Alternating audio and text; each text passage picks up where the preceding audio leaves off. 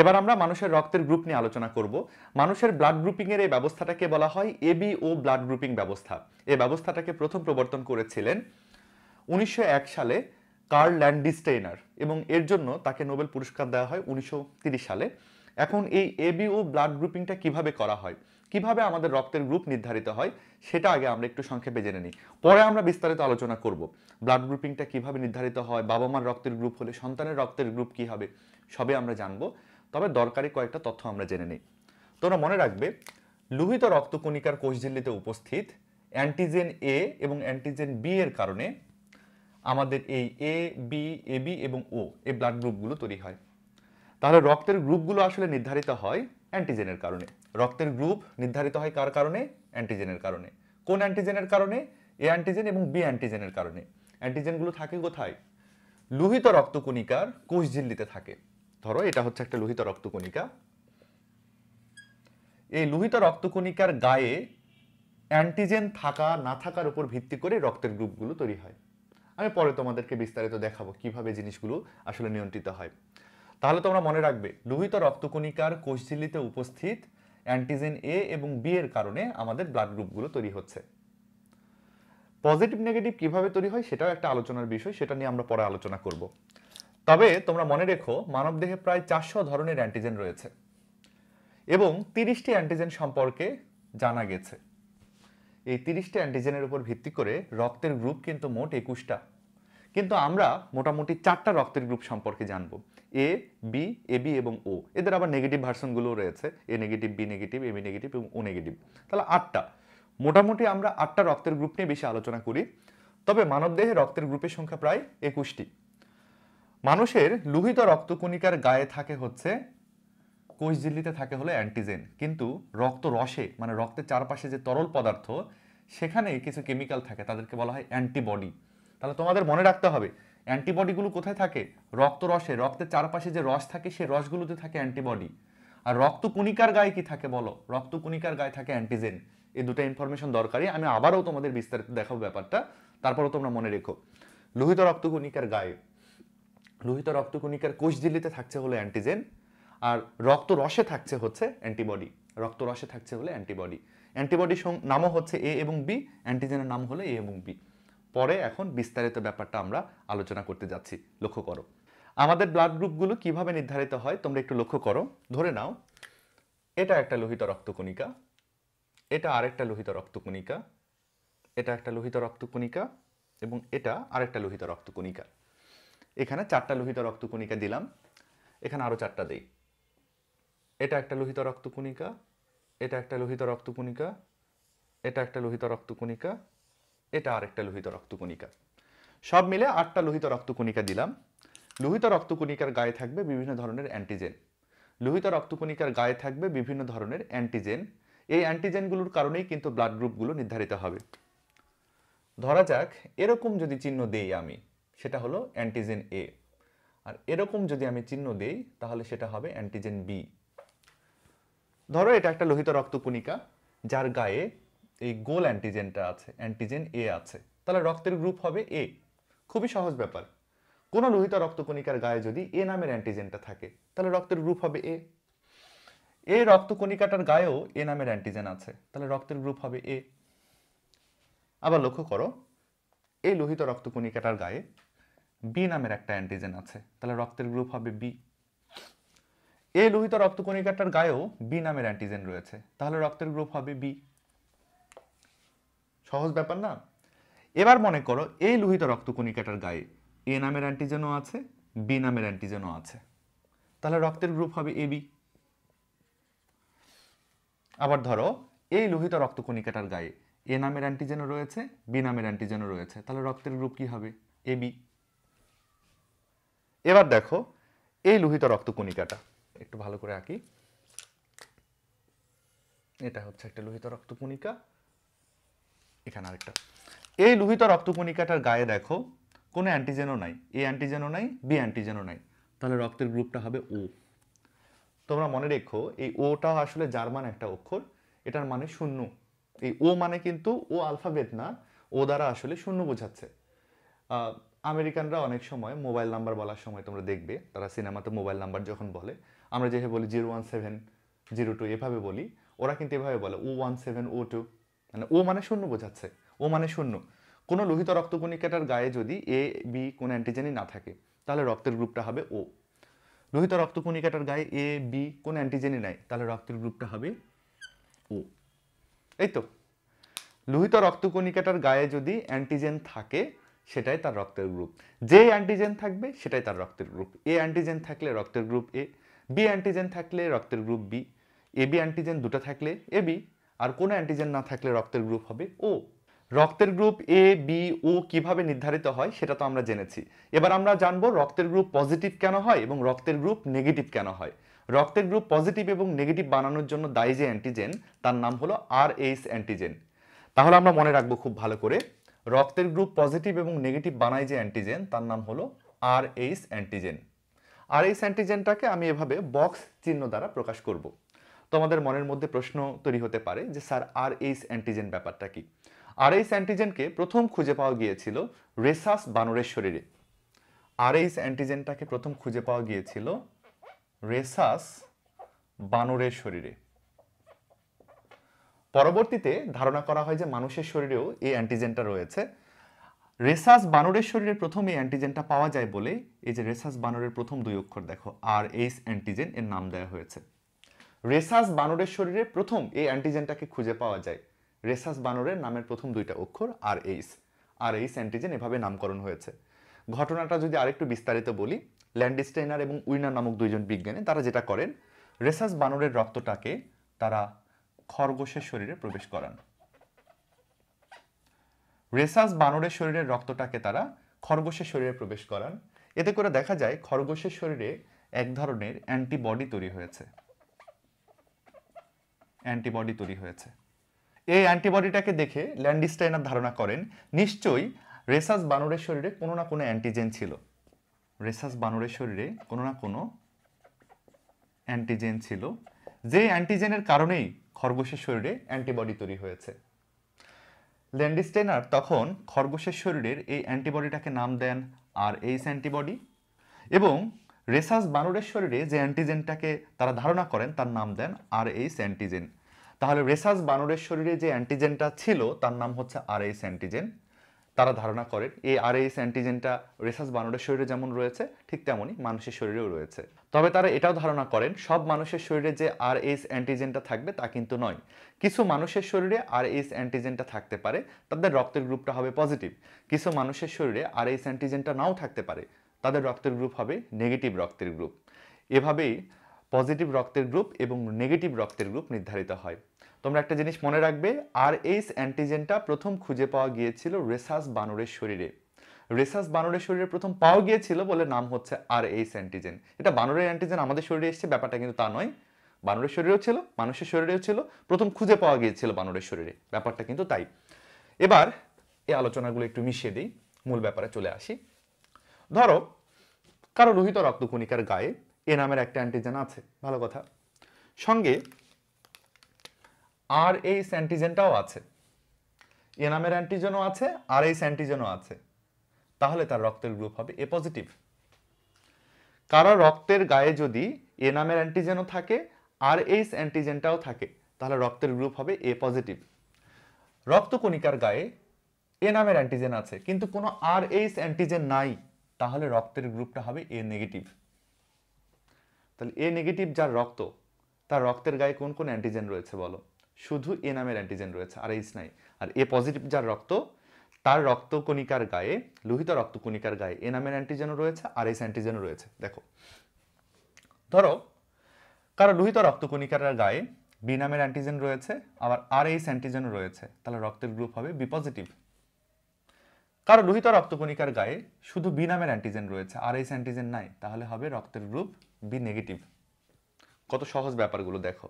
লোহিত রক্তকণিকার গায়ে যদি RH antigen থাকে তাহলে রক্তের গ্রুপ হবে পজিটিভ, না থাকলে নেগেটিভ। ওকে, এ বি দুটো অ্যান্টিজেন আছে, সঙ্গে RH অ্যান্টিজেনটাও আছে, তাহলে রক্তের গ্রুপ হবে এ বি পজিটিভ। দেখো এখানে এ বি নামে দুটো অ্যান্টিজেন রয়েছে কিন্তু RH অ্যান্টিজেনটা নাই, তাহলে রক্তের গ্রুপ হবে এ বি নেগেটিভ। এখানে দেখো এ অ্যান্টিজেনও নাই, বি অ্যান্টিজেনও নাই, শুধু আর এইচ অ্যান্টিজেনটা রয়েছে রক্তের গায়ে, তাহলে হবে ও পজিটিভ। একদম কোনো অ্যান্টিজেন যদি না থাকে, এ অ্যান্টিজেন নাই, বি নাই, আর এইচও নাই, কিচ্ছু যদি না থাকে, তখন হবে ও নেগেটিভ। এই তো, এভাবেই তো আমাদের রক্তের গ্রুপগুলো নির্ধারিত হয়। রক্তের গ্রুপ কোনটা কিভাবে হয় বুঝতে পেরেছো? কোন রক্তকণিকার গায়ে কোন কোন অ্যান্টিজেন থাকছে বুঝতে পারছো? সবগুলো এমসিকিউ আসতে পারে, পরীক্ষায় আসতে পারে যে এবি পজিটিভ যার রক্তের গ্রুপ, তার রক্তের গায়ে কোন কোন অ্যান্টিজেন রয়েছে। এ নামের অ্যান্টিজেন রয়েছে, বি নামের অ্যান্টিজেন রয়েছে, আর এইচ অ্যান্টিজেনও রয়েছে। এবি নেগেটিভ যার রক্তের গ্রুপ, তার রক্তের গায়ে কোন কোন অ্যান্টিজেন রয়েছে, এ নামের অ্যান্টিজেন রয়েছে আর বি নামের অ্যান্টিজেন রয়েছে। পরীক্ষায় আসতে পারে যার রক্তের গ্রুপ বি নেগেটিভ, তার রক্তের গায়ে কোন কোন অ্যান্টিজেন রয়েছে, শুধু বি নামের অ্যান্টিজেন রয়েছে। বি পজিটিভ হলে কি কি রয়েছে, বি নামের অ্যান্টিজেনও রয়েছে, আর এইচ অ্যান্টিজেনও রয়েছে। এই তো, এভাবে আমাদের 8টা রক্তের গ্রুপ নির্ধারিত হয়। অ্যান্টিজেন সম্পর্কে ছোট্ট একটা তথ্য জেনে নিই, লক্ষ্য করো। এই 3টা অ্যান্টিজেন আমাদের রক্তের গ্রুপ কিন্তু নির্ধারণে সবচেয়ে বেশি ভূমিকা রাখলো। তাহলে এরাই হচ্ছে অ্যান্টিজেন, এরাই হচ্ছে অ্যান্টিজেন। অ্যান্টিজেনের কিন্তু আরও একটা নাম আছে, অ্যান্টিজেনের আরও একটা নাম আছে, এই নামটাও আমাদের জেনে নিতে হবে। এই নামটা হচ্ছে অ্যাগ্লুটিনোজেন। অ্যান্টিজেনের আরও একটা নাম হচ্ছে অ্যাগ্লুটিনোজেন, অ্যাগ্লুটিনোজেন। এবং তোমাদের মনে রাখতে হবে অ্যান্টিজেন যারা, তারা কিন্তু এক ধরনের মিউকো পলিস্যাকারাইড। এরা কোন ধরনের পদার্থ? অ্যান্টিজেনগুলো হচ্ছে মিউকো পলিস্যাকারাইড। অ্যান্টিজেনগুলো হচ্ছে মিউকো পলিস্যাকারাইড। সবশেষে আরেকটা জিনিস মনে রাখবো, অ্যান্টিজেনগুলো থাকে কোথায় বলো? লোহিত রক্তকণিকার কোষঝিল্লিতে, আরবিসি এর কোষঝিল্লিতে এরা থাকে। অ্যান্টিজেনগুলো থাকে হচ্ছে আরবিসি এর কোষঝিল্লিতে। অ্যান্টিজেন সম্পর্কে এই কয়টা তথ্য মনে রাখতে হবে। অ্যান্টিজেনগুলো আমাদের লোহিত রক্তকণিকার গায়ে থাকে। অ্যান্টিজেনগুলো হলো মিউকোপলিস্যাকারাইড। অ্যান্টিজেনগুলোর আরও এক ধরনের নাম হচ্ছে অ্যাগ্লুটিনোজেন। ঠিক আছে, এবার রক্তের গ্রুপগুলোর পার্সেন্টেজ সম্পর্কে আমরা একটু আইডিয়া নিব, কোন রক্তের গ্রুপ বেশি, কোন রক্তের গ্রুপ একটু কম পাওয়া যায়। তোমরা মনে রেখো, পজিটিভ রক্তের গ্রুপগুলো বেশি বেশি পাওয়া যায়, নেগেটিভ রক্তের গ্রুপগুলো কিন্তু খুবই কম পাওয়া যায়। অর্থাৎ পৃথিবীতে আর এইচ পজিটিভ রক্তের গ্রুপ খুবই বেশি, মোটামুটি 95%-এর মতো। এবং আর এইচ নেগেটিভ রক্তের গ্রুপ, এর নেগেটিভ রক্তের গ্রুপগুলো খুবই কম, মাত্র 5%-এর মতো। তবে এটা ফিক্সড পার্সেন্টেজ বলা কঠিন, কারণ দেশভেদে তথ্যটা আলাদা হয়ে যেতে পারে। ইন্টারনেটে একরকম তথ্য পাবে, এক এক বই এক এক রকম তথ্য পাবে, এতে কনফিউজড হয়ে যাওয়ার কিছু নাই। শুধু মূল কনসেপ্টটা মনে রেখো, এক্স্যাক্ট পার্সেন্টেজ কিন্তু কখনোই মিল হবে না। মনে রেখো, পজিটিভ রক্তের গ্রুপগুলো প্রায় 95%, মাত্র 5% মানুষের নেগেটিভ রক্তের গ্রুপ। অর্থাৎ 100 জন স্টুডেন্ট যদি একটা ক্লাসে থাকে, তাহলে দেখা যাবে যে 95 জনেরই পজিটিভ রক্তের গ্রুপ, আর মাত্র 5 জনের হবে নেগেটিভ রক্তের গ্রুপ। ঘটনাটা এটা একটা হচ্ছে থিওরিটিক্যাল ব্যাপার, এটা একটা তাত্ত্বিক ব্যাপার। প্র্যাকটিক্যালি তথ্যটা অনেক সময় বদলেও যায়। যেমন আমার ইউনিভার্সিটির সবগুলো বন্ধু বান্ধবের কথা যদি বলি, আমাদের ডিপার্টমেন্টে আমাদের ইয়ারে স্টুডেন্ট সংখ্যা ছিল প্রায় 95 জনের মতো। সেখানে নেগেটিভ রক্তের গ্রুপ ছিল মাত্র 2 জনের। 95 জনের মধ্যে নেগেটিভ রক্তের গ্রুপ ছিল মাত্র 2 জনের। বাদবাকি সবারই কিন্তু ছিল পজিটিভ রক্তের গ্রুপ। নেগেটিভ রক্তের গ্রুপ খুবই কম, যে কোনো নেগেটিভই হতে পারে, খুবই কম। এখন এই পজিটিভগুলোর মধ্যে আবার কোনটার পরিমাণ সবচেয়ে বেশি, নেগেটিভগুলোর মধ্যে আবার কোনটার পরিমাণ সবচেয়ে বেশি, সেটা সম্পর্কে আমরা একটু আইডিয়া নিই। পার্সেন্টেজ বই লেখা আছে, কিন্তু আবারও বলছি পার্সেন্টেজ মিলবে না, এক এক বই এক একটা তথ্য পাবে। তোমরা মনে রেখো, যদি আমরা ক্রমানুসারে সাজাই, সবচেয়ে বেশি আমরা পাবো হচ্ছে, সবচেয়ে বেশি রক্তের গ্রুপ পাবো আমরা যেটা, সেটা হলো ও। ও রক্তের গ্রুপ সবচেয়ে বেশি। তারপরে আমরা যেটা পাবো, আমি যদি পজিটিভের হিসেব লিখি, ও পজিটিভ আমরা পাবো সবচেয়ে বেশি। তারপরে আমরা যে রক্তের গ্রুপটা পাবো সেটা হচ্ছে বি পজিটিভ। তারপরে পাবো আমরা হলো এ পজিটিভ। তারপরে আমরা পাবো হচ্ছে এবি পজিটিভ। অর্থাৎ পজিটিভ 4টা ব্লাড গ্রুপের মধ্যে সবচেয়ে বেশি পাওয়া যাবে ও পজিটিভ, তারপরে বি পজিটিভ, তারপরে এ পজিটিভ, তারপরে এবি পজিটিভ। এই পার্সেন্টেজটা কোনোভাবেই মিলবে না, তারপরেও যদি আমি একটা মোটামুটি আইডিয়া দিই, এই ও পজিটিভের পরিমাণ প্রায় 40%-এর আশপাশ, বি পজিটিভের পরিমাণ প্রায় 20%-এর আশপাশ, এ পজিটিভের পরিমাণ 10-15%-এর আশপাশ, আর এবি পজিটিভের পরিমাণ 5-10%-এর মতো। এটা একটা মোটামুটি আপেক্ষিক হিসেব, দেশভেদে কিন্তু আলাদা হবে, কাজেই পার্সেন্টেজটা মিলবে না কখনোই। তোমরা শুধু এই ক্রমটা মনে রাখতে পারো, সবচেয়ে বেশি ও পজিটিভ, তারপরে বি পজিটিভ, তারপরে এ পজিটিভ, তারপরে হচ্ছে এবি পজিটিভ। নেগেটিভের হিসাবও সেম, এই 4টা নেগেটিভের মধ্যে ও নেগেটিভটাই সবচেয়ে বেশি পাওয়া যায়, তারপরে পাওয়া যায় হলো বি নেগেটিভ, তারপর পাওয়া যায় হলো এ নেগেটিভ, আর সবচেয়ে রেয়ার হচ্ছে এবি নেগেটিভ, খুবই কম। এবি নেগেটিভের পরিমাণ খুবই কম। একটা দুঃখের কথা বলি, এই 8টা ব্লাড গ্রুপের মধ্যে সবচেয়ে রেয়ার রক্তের গ্রুপ হচ্ছে এবি নেগেটিভ। আমার রক্তের গ্রুপ হচ্ছে এবি নেগেটিভ। এই এবি নেগেটিভ হচ্ছে আমার রক্তের গ্রুপ, খুবই রেয়ার। আমি কখনো অসুস্থ হয়ে পড়লে শিক্ষার্থীদের অনুরোধ থাকবে যার এবি নেগেটিভ আমাকে ব্লাড ডোনেট করার জন্য, বা তোমাদেরও কারো যদি খুবই ইমার্জেন্সি ঘটনা ঘটে, রক্ত পাচ্ছ না, আমাকে মেসেজ দিতে পারো। আমি যখন আমার সুযোগ হয়, ওই আমরা 3-4 মাস পর পর যখন ব্লাড ডোনেট করি, আমি প্রতি 3 মাস পর পরই রক্তটা দিই। যাই হোক, এবি নেগেটিভ সবচেয়ে রেয়ার, এবি পজিটিভও মোটামুটি রেয়ার। পজিটিভগুলোর মধ্যে সবচেয়ে রেয়ার এবি পজিটিভ, আর নেগেটিভগুলোর মধ্যে হলো এবি নেগেটিভ। পজিটিভের মধ্যে সবচেয়ে বেশি পাওয়া যায় ও পজিটিভ, নেগেটিভ কয়টার মধ্যে সবচেয়ে বেশি পাওয়া যায় ও নেগেটিভ। এবার কে কার থেকে রক্ত নিতে পারবে এবং কে কাকে রক্ত দিতে পারবে এই সম্পর্কে একটা আলোচনা আমাদের জানতে হবে। খুব এমসিকিউ এখান থেকে আসে, কিন্তু প্রশ্নটা অ্যান্সার করা আমাদের জন্য অনেক কঠিন হয়ে যায়। একটা চার্ট দেওয়া আছে বই, কে কাকে রক্ত দিতে পারবে এবং কে কার থেকে রক্ত নিতে পারবে, কিন্তু চার্টটা মুখস্থ করা খুব কঠিন। তোমাদের একটা গুড নিউজ দেই, চার্ট মুখস্থ করার প্রয়োজন নাই। আমরা যদি কনসেপ্টটা ঠিক মতো বুঝি, তাহলে আমরা কিন্তু সহজে অ্যান্সার করতে পারবো কে কার থেকে রক্ত নিতে পারবে এবং কে কাকে রক্ত দিতে পারবে। তোমরা একটা ফিলোসফি মনে রাখবে, নিজের কাছে যা নাই অন্যের কাছে সেই ব্যাপারটা প্রত্যাশা করতে হয় না। তোমার নিজের মধ্যে যে সদ্গুণ নাই সেটা তুমি অন্যের কাছে প্রত্যাশা করতে পারবে না। ঠিক তেমনই ব্লাড ডোনেটের ক্ষেত্রেও তোমার কাছে যে অ্যান্টিজেন নাই, তুমি অন্যের কাছ থেকে সেই অ্যান্টিজেনটা নিতে পারবে না। এই একটা মূলনীতি যদি তুমি মনে রাখো, তাহলে কিন্তু সব তুমি সহজে অ্যান্সার করতে পারবে। তোমার কাছে যে অ্যান্টিজেন নাই, তুমি অন্যের থেকে সেই অ্যান্টিজেনটা নিতে পারবে না। তোমার কাছে যে অ্যান্টিজেন নাই, তুমি অন্যের থেকে সে অ্যান্টিজেন নিতে পারবে না। তোমার কাছে যে অ্যান্টিজেন আছে, তুমি অন্যের থেকে শুধু সেটাই নিতে পারবে। এরকম একটা কনসেপ্ট তোমরা মনে রেখো। এবার লক্ষ্য করো, কে কাকে রক্ত দিতে পারবে এবং কে কার থেকে রক্ত নিতে পারবে। এ পজিটিভ ব্লাড গ্রুপের কোনো ব্যক্তি বি পজিটিভ ব্লাড গ্রুপের কোনো ব্যক্তির থেকে রক্ত নিতে পারবে কি না? এ পজিটিভের কেউ বি পজিটিভ থেকে রক্ত নিতে পারবে কি না? পারবে না। কেন পারবে না লক্ষ্য করো তো। দেখো, বি পজিটিভের মধ্যে বি নামের একটা অ্যান্টিজেন আছে। এই অ্যান্টিজেন তো এ পজিটিভ ব্লাড গ্রুপের ব্যক্তির মধ্যে নাই, নিজের কাছে যা নাই অন্য থেকে সেটা নেওয়া যাবে না। এখানে বি নামের অ্যান্টিজেন আছে, এর কাছে কিন্তু বি নামের অ্যান্টিজেন নাই, এই জন্য নেওয়া যাবে না। দেখো, আর এইচ দুই জায়গায় কমন, কিন্তু এখানে বি নামের অ্যান্টিজেনটা বি পজিটিভের এক্সট্রা আছে, যেটা এ পজিটিভের মধ্যে নাই, এই জন্য এ পজিটিভ বি পজিটিভ থেকে রক্ত নিতে পারবে না। আচ্ছা, এ পজিটিভ কি এ বি পজিটিভের থেকে রক্ত নিতে পারবে? একটু ভাবো তো, এ পজিটিভ যে, সে কি এ বি পজিটিভের থেকে রক্ত নিতে পারবে? দেখো, এ পজিটিভের মধ্যে আর এইচ আছে, এ বি পজিটিভের মধ্যে আর এইচ আছে, এ পজিটিভের মধ্যে এ অ্যান্টিজেন আছে, এ বি পজিটিভের মধ্যে এ অ্যান্টিজেন আছে, কিন্তু এ বি পজিটিভের মধ্যে তো বি নামের একটা অ্যান্টিজেন আছে। এ পজিটিভের ব্যক্তির কাছে তো বি নামের অ্যান্টিজেনটা নাই, অতিরিক্ত কিছু নেওয়া যাবে না, এটাও পারবে না, এটাও সম্ভব না। আচ্ছা, এ পজিটিভের কোনো ব্যক্তি ও পজিটিভের থেকে কি রক্ত নিতে পারবে? এটা কি সম্ভব? হ্যাঁ, সম্ভব। কারণ দেখো, ও পজিটিভের মধ্যে শুধু আর এইচ আছে, এ পজিটিভের মধ্যেও আর এইচ আছে। ও পজিটিভের মধ্যে তো আর কিছু নাই, আর কিছু যেহেতু নাই, অতিরিক্ত কিছু যেহেতু নাই, তাহলে রক্তটা নেওয়া সম্ভব। কম নিলে সমস্যা নাই, অতিরিক্ত কোনো অ্যান্টিজেন নেওয়া যাবে না। এখানে দেখো, একটা অ্যান্টিজেন কম আছে, সমস্যা নাই, কিন্তু অতিরিক্ত অ্যান্টিজেন নেওয়া যাবে না।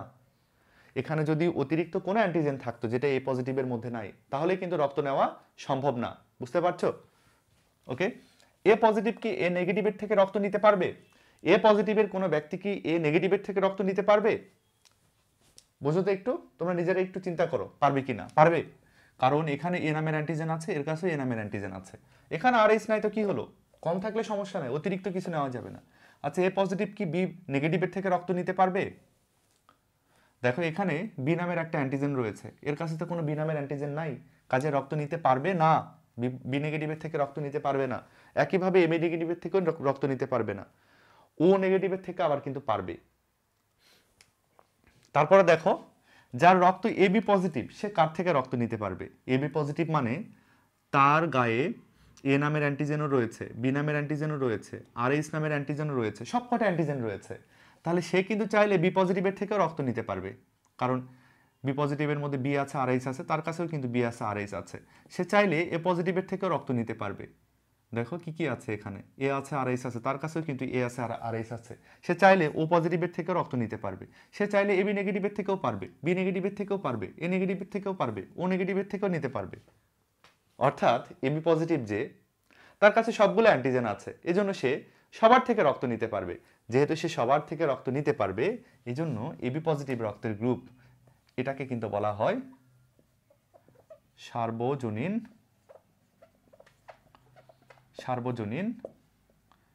গ্রহীতা। সার্বজনীন গ্রহীতা এ সবার থেকে রক্ত নিতে পারে। সার্বজনীন গ্রহীতা এ সবার থেকে রক্ত নিতে পারে, এই জন্য তাকে বলা হচ্ছে সার্বজনীন গ্রহীতা, তাই না?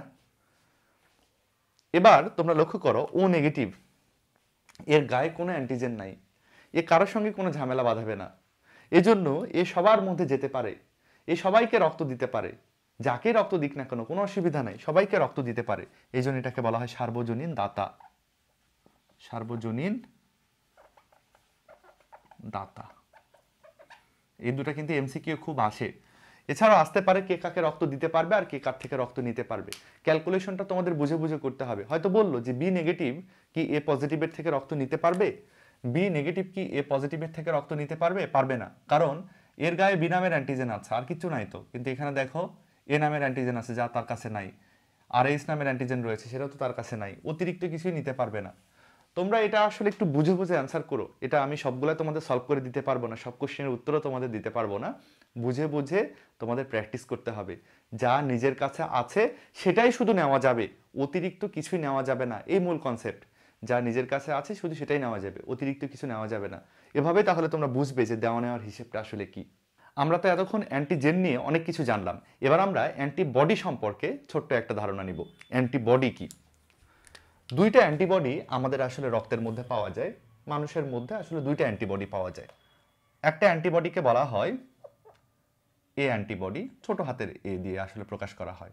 আরেকটা অ্যান্টিবডিকে বলা হয় বি অ্যান্টিবডি। তাহলে অ্যান্টিবডি কিন্তু দুইটা, এ এবং বি। অ্যান্টিবডি হচ্ছে দুইটা, এ এবং বি। অ্যান্টিবডি হচ্ছে দুইটা, তারা হচ্ছে এ এবং বি। অ্যান্টিবডিগুলোর কিন্তু আরো একটা নাম রয়েছে। অ্যান্টিবডির আরেকটা নাম হচ্ছে অ্যাগ্লুটিনিন। অ্যাগ্লুটিনিন। অ্যান্টিবডিগুলোর আরেকটা নাম হচ্ছে অ্যাগ্লুটিনিন। অ্যান্টিবডিগুলো কোন ধরনের পদার্থ? এরা হচ্ছে এক ধরনের গ্লাইকোপ্রোটিন। অ্যান্টিবডি হচ্ছে এক ধরনের গ্লাইকোপ্রোটিন জাতীয় পদার্থ। এরা হচ্ছে এক ধরনের গ্লাইকোপ্রোটিন জাতীয় পদার্থ। এবং অ্যান্টিবডিগুলো থাকে কোথায়? এরা হচ্ছে রক্তরসে থাকে, রক্তরসে বা প্লাজমাতে থাকে, রক্তরসে বা এরা প্লাজমাতে থাকে। অ্যান্টিবডিগুলো হচ্ছে অ্যাগ্লুটিনিন, এরা হচ্ছে গ্লাইকোপ্রোটিন জাতীয় পদার্থ, এরা রক্তরস বা প্লাজমাতে থাকে। কোন রক্তরসে কোন অ্যান্টিবডিটা থাকে সেটা একটু বোঝার চেষ্টা করব। লক্ষ্য করো, কোন রক্তের গায়ে কোন অ্যান্টিবডিটা থাকে সেটা আমরা একটু বোঝার চেষ্টা করব। ধরো এ পজিটিভ যার রক্ত বা এ রক্ত, যার রক্ত হচ্ছে এ অ্যান্টিজেনে রয়েছে, যার রক্তকণিকার গায়ে এ অ্যান্টিজেন রয়েছে, যার রক্তকণিকার গায়ে এ নামের অ্যান্টিজেনটা রয়েছে, তার রক্ত রসে থাকে বি নামের অ্যান্টিবডি। তাহলে এ রক্তের গ্রুপ যার, তার রক্ত রসে থাকে হলো বি নামের অ্যান্টিবডি, অ্যান্টিজেনের বিপরীত। এই যে এই লোকটা এ নেগেটিভ, নেগেটিভটা মূল ব্যাপার না, এ রক্তের গ্রুপ, রক্তকণিকার গায়ে এ নামের অ্যান্টিজেন রয়েছে, তাহলে রক্তরসে থাকবে বি নামের অ্যান্টিবডি। তাহলে এ পজিটিভ যার রক্তের গ্রুপ, তার রক্তের গায়ে রয়েছে এ নামের অ্যান্টিজেন, এ রক্তের গ্রুপ, এ নামের অ্যান্টিজেন রয়েছে, কিন্তু তার রক্তরসে রয়েছে বি নামের অ্যান্টিবডি, বি নামের অ্যান্টিবডি। ওকে, ধরো যার রক্তের গ্রুপ হচ্ছে বি, রক্তকণিকার গায়ে বি নামের অ্যান্টিজেন রয়েছে, তার রক্তরসের মধ্যে কোন অ্যান্টিবডিটা থাকবে? এ নামের অ্যান্টিবডি থাকবে। রক্তকণিকার গায়ে বি নামের অ্যান্টিজেন থাকতে রক্তরসে থাকবে এ নামের অ্যান্টিবডি। রক্তকণিকার গায়ে, দেখো এখানে রক্তকণিকার গায়ে বি নামের অ্যান্টিজেন রয়েছে, তাহলে রক্তরসে থাকবে এ নামের অ্যান্টিবডি। ব্যাপারগুলো একটু বোঝো। রক্তকণিকার গায়ে এ নামের অ্যান্টিজেনও রয়েছে, বি নামের অ্যান্টিজেনও রয়েছে, এ নামের অ্যান্টিজেন রয়েছে, বি নামের অ্যান্টিজেন রয়েছে, তাহলে রক্তরসে কি থাকবে?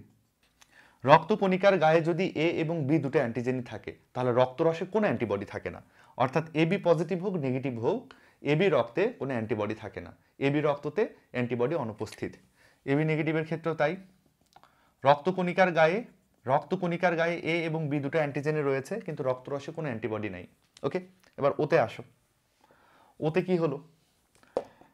রক্তকণিকার গায়ে এ অ্যান্টিজেনও নাই, বি অ্যান্টিজেনও নাই, কিন্তু রক্তরসে এ অ্যান্টিবডিও থাকবে, বি অ্যান্টিবডিও থাকবে। তাহলে ও রক্তের গ্রুপে কিন্তু দুটো অ্যান্টিবডি উপস্থিত, কিন্তু কোনো অ্যান্টিজেন নাই। আবার দেখো, ও নেগেটিভ যার, তার গায়েও কিন্তু এ নামের অ্যান্টিজেনও নাই, বি নামের অ্যান্টিজেনও নাই। রক্তকণিকার গায়ে কোনো অ্যান্টিজেন নাই, কিন্তু রক্তরসে এ নামের অ্যান্টিবডিও আছে, বি নামের অ্যান্টিবডিও রয়েছে। এই তো। তাহলে অ্যান্টিজেন অ্যান্টিবডির যে গ্যাঞ্জামটা সেটা তোমাদের মাথার মধ্যে ঢুকলেও রক্তকণিকার গায়ে যে অ্যান্টিজেন থাকবে রক্তরসে তার বিপরীত অ্যান্টিবডি থাকবে। রক্তকণিকার গায়ে যদি এ নামের অ্যান্টিজেন থাকে, বি নামের অ্যান্টিবডি পাবো রক্তরসে। রক্তকণিকার গায়ে যদি বি নামের অ্যান্টিজেন থাকে, রক্তরসে এ নামের অ্যান্টিবডি পাবো। দুটো অ্যান্টিজেনই যদি রক্তকণিকার গায়ে থাকে, কোনো অ্যান্টিবডি পাবো না। আর যদি কোনো অ্যান্টিজেন না থাকে রক্তকণিকার গায়ে, তাহলে রক্তরসে দুটো অ্যান্টিবডি পাবো। ভুল ব্লাড ট্রান্সফিউশন করলে কি অসুবিধা হতে পারে সেটা সম্পর্কে আমরা একটা ছোট্ট ধারণা নিব। ধরা যাক কোনো রোগী যার রক্তের গ্রুপ হচ্ছে এ পজিটিভ, এ পজিটিভের একটা রোগী যার রক্ত প্রয়োজন, অর্থাৎ সে হচ্ছে গ্রহীতা, তার রক্ত প্রয়োজন। তাকে ব্লাড ডোনেট করেছে বি পজিটিভ রক্ত বিশিষ্ট একজন মানুষ, সে হচ্ছে দাতা হচ্ছে বি পজিটিভ আর গ্রহীতা হচ্ছে এ পজিটিভ। এটা সম্ভব না আমরা জানি, এভাবে দেওয়া না করা যাবে না আমরা জানি। যদি এটা হয় তাহলে কি অসুবিধাটা হবে সেটা আমরা একটু বোঝার চেষ্টা করি। বি পজিটিভ ব্লাড গ্রুপের যে ব্যক্তি, সে যদি এ পজিটিভ ব্লাড গ্রুপের কোনো ব্যক্তিকে রক্ত দেয় তাহলে কি অসুবিধা হবে? যখনই এই বি পজিটিভের রক্তটা এ পজিটিভের শরীরে চলে যাবে তখন কি হবে? এ পজিটিভের রক্তরসে রয়েছে বি নামের একটা অ্যান্টিবডি, সেই বি নামের অ্যান্টিবডিটা এসে বি পজিটিভের যে রক্তটা আছে তার বি নামের অ্যান্টিজেনকে অ্যাটাক করবে। বোঝো, এ পজিটিভ ব্লাড গ্রুপের ব্যক্তির কিন্তু রক্তরসে রয়েছে বি নামের একটা অ্যান্টিবডি, এই বি নামের অ্যান্টিবডিটা এসে দাতার রক্তের বি নামের অ্যান্টিজেনকে অ্যাটাক করবে। আবার দাতার রক্তে রয়েছে কিন্তু এ নামের একটা অ্যান্টিবডি, দাতার রক্তরসে রয়েছে এ নামের অ্যান্টিবডি, এই এ নামের অ্যান্টিবডিটা গিয়ে গ্রহীতার রক্তের এ নামের অ্যান্টিজেনকে অ্যাটাক করবে। তাহলে একজনের রক্তের অ্যান্টিবডি গিয়ে আরেকজনের রক্তের অ্যান্টিজেনকে অ্যাটাক করছে, একজনের রক্তের অ্যান্টিজেন গিয়ে আরেকটা রক্তের অ্যান্টিবডির সঙ্গে বিক্রিয়া করছে। এতে করে দেখা যাবে দাতার রক্তটা গ্রহীতার শরীরে প্রবেশ করার পরে গ্রহীতার কোনো তো উপকার হবেই না, বরং দাতার রক্ত এবং গ্রহীতার রক্তের অ্যান্টিজেন অ্যান্টিবডি মারামারি করে অনেক রক্ত নষ্ট হয়ে যাবে। এতে করে রক্তগুলো জমাট বেঁধে পিণ্ডও হয়ে যেতে পারে, তখন রক্ত চলাচল বন্ধ হয়ে যেতে পারে, রক্তচাপ কমে যেতে পারে, অর্গান ফেলার হতে পারে, এতে করে রোগীর মৃত্যু হয়, গ্রহীতার এতে করে মৃত্যু হয়। কাজে রক্ত ডোনেটের ব্যাপারে এই ব্যাপারটা খুবই সিরিয়াস। এ পজিটিভ বি পজিটিভের রক্ত নিতে পারবে না, এ বি পজিটিভ সবার রক্ত মোটামুটি নিতে পারবে, কিন্তু ও পজিটিভ আবার কারো রক্ত নিতে পারবে না ও পজিটিভ ছাড়া। এগুলো কেন হয়? এই অ্যান্টিজেন অ্যান্টিবডির গ্যাঞ্জামের কারণে। এবার আরএইচেরও কিন্তু একটা গ্যাঞ্জাম আছে, আমরা জানি এ নেগেটিভ কিন্তু এ পজিটিভের থেকে রক্ত নিতে পারবে, অর্থাৎ এ পজিটিভ কিন্তু এ নেগেটিভের থেকে রক্ত নিতে পারবে, কিন্তু এ পজিটিভ এ নেগেটিভকে রক্ত দিতে পারবে না। এটা সম্ভব না, এটা সম্ভব না। এটা হলে কি কি অসুবিধা হবে সেটা আমরা একটু বোঝার চেষ্টা করব। এ পজিটিভ যে সে এ নেগেটিভকে যদি রক্ত দেয় তাহলে কি অসুবিধা হবে সেটা একটু আমরা বোঝার চেষ্টা করব। দেখো, এ নেগেটিভ এ পজিটিভকে দিলে কোনো অসুবিধা নাই, কিন্তু এ পজিটিভ যদি এ নেগেটিভকে রক্ত দেয় তাহলে কিন্তু সমস্যা আছে। কি সমস্যা আছে সেটা একটু বোঝার চেষ্টা করি। দেখো, এ পজিটিভ রক্ত এটাই হয়ে গেল এবার কিন্তু দাতা, আর এ নেগেটিভ যে সে হয়ে গেল কিন্তু গ্রহীতা। এ নেগেটিভের ব্যক্তিটাই হচ্ছে রোগী, সে রক্ত নিয়েছে এ পজিটিভের কারো থেকে, তাহলে কি অসুবিধা হবে? দাতার রক্তটা যখনই গ্রহীতার শরীরে চলে আসবে, এই গ্রহীতাটা এখন দেখবে যে দাতার রক্তের মধ্যে এই যে একটা আরএইচ বলে অতিরিক্ত একটা জিনিস, আমাদের শরীর কিন্তু কোনো অতিরিক্ত জিনিসকে পছন্দ করে না। গ্রহীতা দেখছে যে আরএইচ বলে তো আমার শরীরে কিছু নাই, দেখো এর রক্তের গায়েতে কোনো আরএইচ নাই, রেসাস ফ্যাক্টর তো এর গায়ের মধ্যে নাই, এই ব্যক্তিটা কিন্তু আরএইচ এর সঙ্গে পরিচিত না। যখনই দাতা তাকে রক্ত দিবে, দাতার রক্তের মধ্যে দেখো কিন্তু একটা আরএইচ দেখা যাচ্ছে, তখন গ্রহীতা ভাববে এই আরএইচটাকে আমার মেরে ফেলা লাগবে। তখন এই গ্রহীতা কি করে? অ্যান্টি আরএইচ নামের একটা ফ্যাক্টর তৈরি করে। গ্রহীতা তৈরি করবে একটা উপাদান, ধরা যাক এই উপাদানটার নাম হচ্ছে অ্যান্টি আরএইচ ফ্যাক্টর।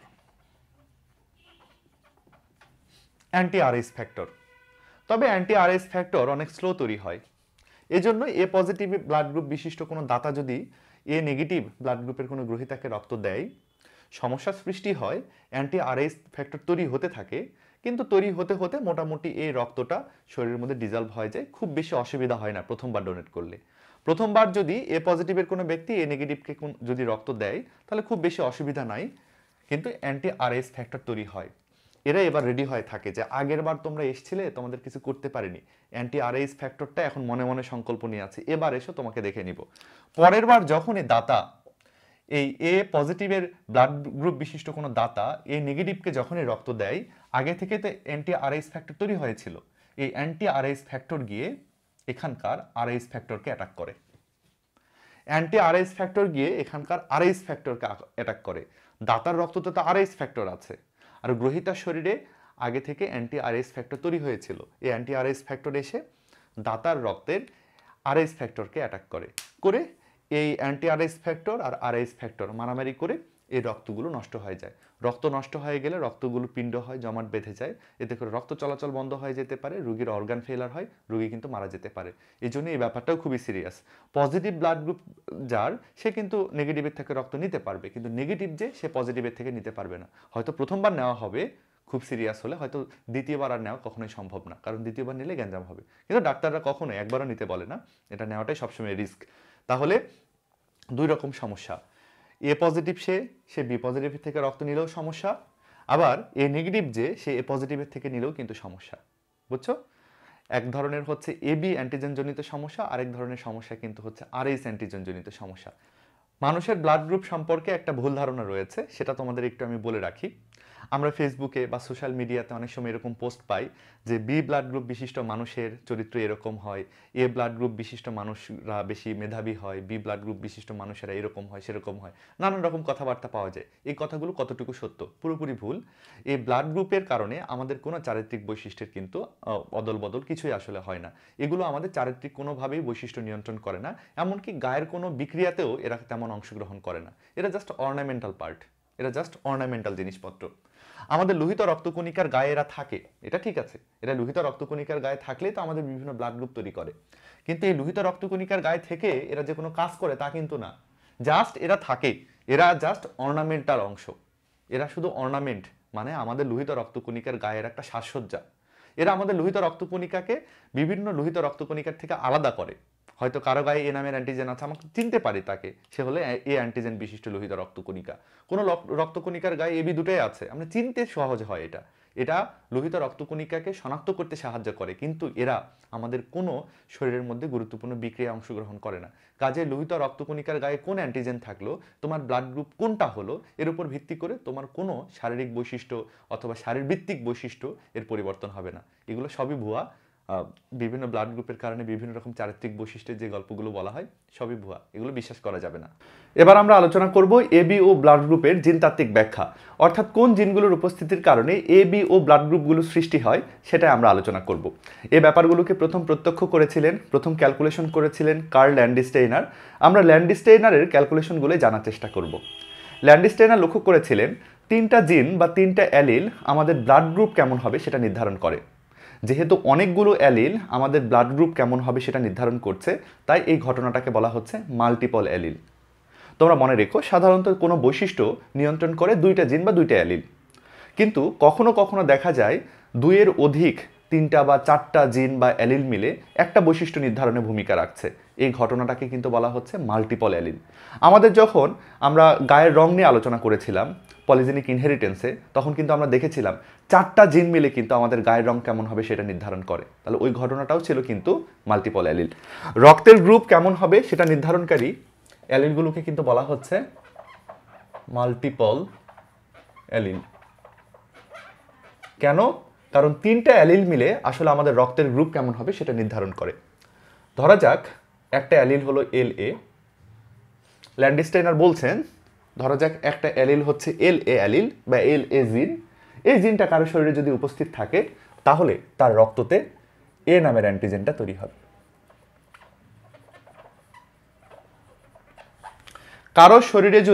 কারো যদি দেহকোষে এল এ নামের জিন থাকে বা অ্যালিল থাকে, তাহলে তার গায়ের মধ্যে, তার রক্তের মধ্যে এ অ্যান্টিজেনটা তৈরি হবে। কারো যদি দেহকোষে এল বি নামের জিন বা অ্যালিলটা থাকে, তাহলে তার রক্তে বি নামের অ্যান্টিজেন তৈরি হবে।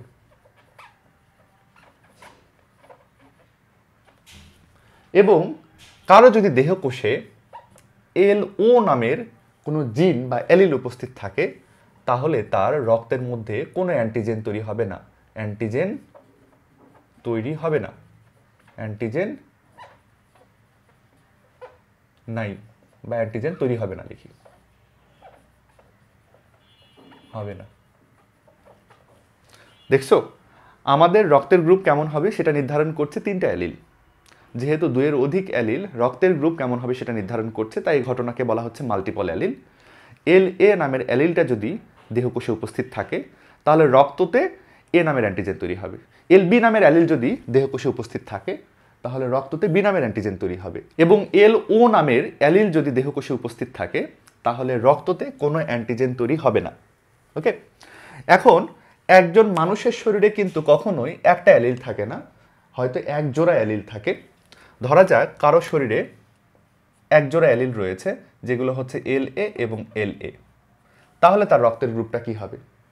কোনো মানুষের শরীরে যদি এক জোড়া অ্যালিলের মধ্যে দুইটা অ্যালিলের মধ্যে দুটাই এল এ হয়, তাহলে তার রক্তের গ্রুপটা কি হবে? দেখো, এল এ নামের যে অ্যালিল, সেও কিন্তু এ অ্যান্টিজেন তৈরি করবে।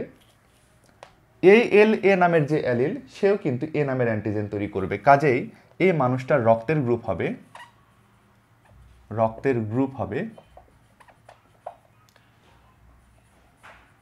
এ, তার রক্তের গ্রুপ হবে এ। ব্যাপারটা একটু সহজে বোঝার চেষ্টা করো। কারো শরীরে দুইটা অ্যালিল আছে, দুটা অ্যালিলই এল এ, দুটা অ্যালিলই এ নামের অ্যান্টিজেন তৈরি করছে, তাহলে তার রক্ততে এ নামের অ্যান্টিজেন থাকবে, তার রক্তের গ্রুপ হয়ে যাবে এ। এবার ধরা যাক একজন মানুষ যার শরীরের মধ্যে দুটো অ্যালিল রয়েছে, একটা অ্যালিল হচ্ছে এল এ আর একটা অ্যালিল হলো এল ও। দুটা জিন, একটা জিন হচ্ছে এল এ আর একটা জিন হচ্ছে এল ও। এই জিনটা বা এই অ্যালিলটা এ নামের অ্যান্টিজেন তৈরি করছে, আর এল ও নামের যে জিনটা রয়েছে সে কিন্তু কোনো অ্যান্টিজেন তৈরি করছে না। তাহলে এই অ্যালিলটা এ নামের অ্যান্টিজেন তৈরি করছে রক্ততে, কিন্তু এল ও কোনো অ্যান্টিজেন তৈরি করছে না। কাজেই তার রক্তের মধ্যে কোন অ্যান্টিজেনটা তৈরি হবে? এল এ যে অ্যান্টিজেনটা তৈরি করবে সেটাই শুধু থাকবে, এটা তো কোনো অ্যান্টিজেনই তৈরি করছে না। কাজেই রক্তের গ্রুপ কিন্তু এখানেও এ হবে, রক্তের গ্রুপ এখানেও কিন্তু এ হবে, এখানেও রক্তের গ্রুপ হবে এ। তার মানে আমরা দেখতে পাচ্ছি মানুষের শরীরের মধ্যে এ নামের যে রক্তের গ্রুপটা আছে সেটা হবার জন্য দুই রকম জিনোটাইপ দায়ী। এরকম জিনোটাইপের কারণেও এ রক্তের গ্রুপ হতে পারে, এরকম জিনোটাইপের কারণেও এ রক্তের গ্রুপ হতে পারে। এটাকে বলা যেতে পারে বিশুদ্ধ জিনোটাইপ, আর এটাকে বলা যেতে পারে অবিশুদ্ধ জিনোটাইপ। এখানে কিন্তু আরও একটা ব্যাপার লক্ষণীয়, সেটা হচ্ছে এ জিনটা কিন্তু ও জিনের চেয়ে বেশি পাওয়ারফুল। এল এ জিন এল ও জিনের চেয়ে বেশি পাওয়ারফুল। দেখো, এল ও আছে, সে কিন্তু রক্তের গ্রুপ ও বানাতে পারছে না, বরং এল এটাই এখানে প্রকাশ পাচ্ছে। তাহলে এল এ এবং এল ও এই দুজনের কম্প্যারিজন যদি আমরা করি, তাহলে এল এটাই বেশি পাওয়ারফুল। ওকে, পরের ব্যাপারটা একটু চিন্তা করো। ধরা যাক একটা মানুষের শরীরে দুইটা অ্যালিল রয়েছে, দুটাতেই এল বি লেখা আছে। একজন মানুষের দেহকোষের মধ্যে দুইটা জিন আছে, দুটাই এল বি জিন। তাহলে তার রক্তের গ্রুপ কি হবে? দেখো, এল বি নামের যে জিন, সে রক্তের গায়ে কিন্তু বি নামের অ্যান্টিজেন তৈরি করবে। এল বি নামের এই জিন, সেও কিন্তু রক্তের গায়ে বি নামের অ্যান্টিজেনই তৈরি করবে। কাজে এই মানুষটার রক্তের গ্রুপ হবে কিন্তু বি, রক্তের গ্রুপ হবে বি, রক্তের গ্রুপ হবে বি। আবার ধরা যাক আরেকটা মানুষ যার গায়ের মধ্যে দুইটা জিন আছে, একটা জিন হলো এল বি, আরেকটা জিন হলো এল ও, তাহলে তার রক্তের গ্রুপ কি হবে? আগের মতোই ব্যাপারটা একটু বোঝো সবাই। দেখো, এল বি নামের যে জিন আছে, এল বি নামের যে অ্যালিলটা আছে, সে কিন্তু বি নামের অ্যান্টিজেন তৈরি করবে। কিন্তু এল ও নামের যে জিন বা অ্যালিলটা রয়েছে, সে কোনো অ্যান্টিজেনই তৈরি করবে না। কাজে অ্যান্টিজেন কিন্তু একটাই তৈরি হবে, সেটা হলো বি নামের অ্যান্টিজেন। বি নামের অ্যান্টিজেন যেহেতু রক্তের মধ্যে তৈরি হচ্ছে, তাই রক্তের গ্রুপ হবে কিন্তু বি, তাই রক্তের গ্রুপ হবে বি।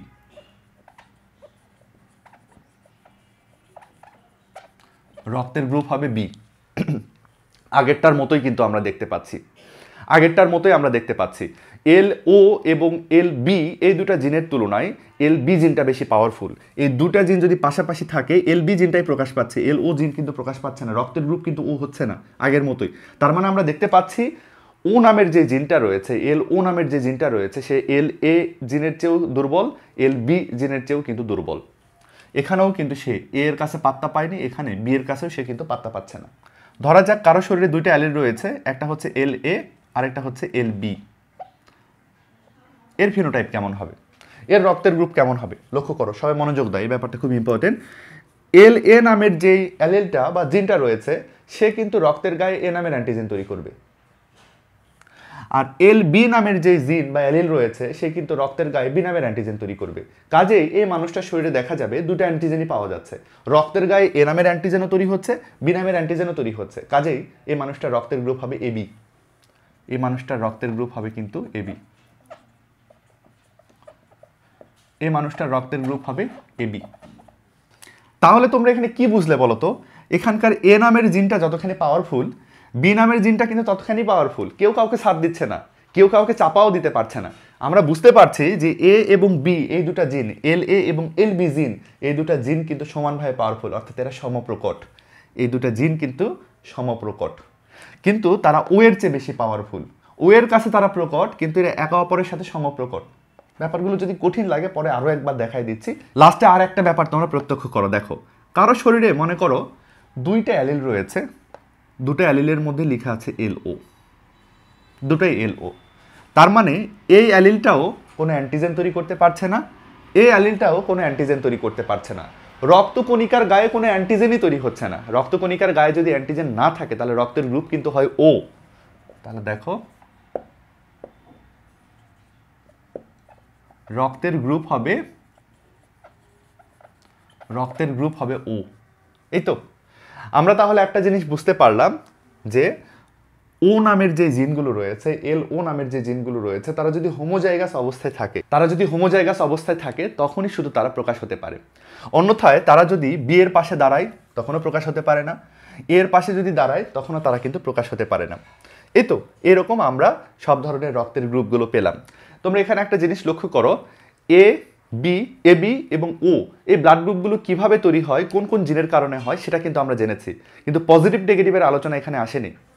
আর এইচ পজিটিভ হবে নাকি আর এইচ নেগেটিভ হবে রক্তের এই ক্যালকুলেশনটা কিন্তু আলাদাভাবে করা হয়, পজিটিভ এবং নেগেটিভের ক্যালকুলেশন এখন না, এখন শুধু আমরা এ বি এবং ও এর ক্যালকুলেশনটা বোঝার চেষ্টা করছি।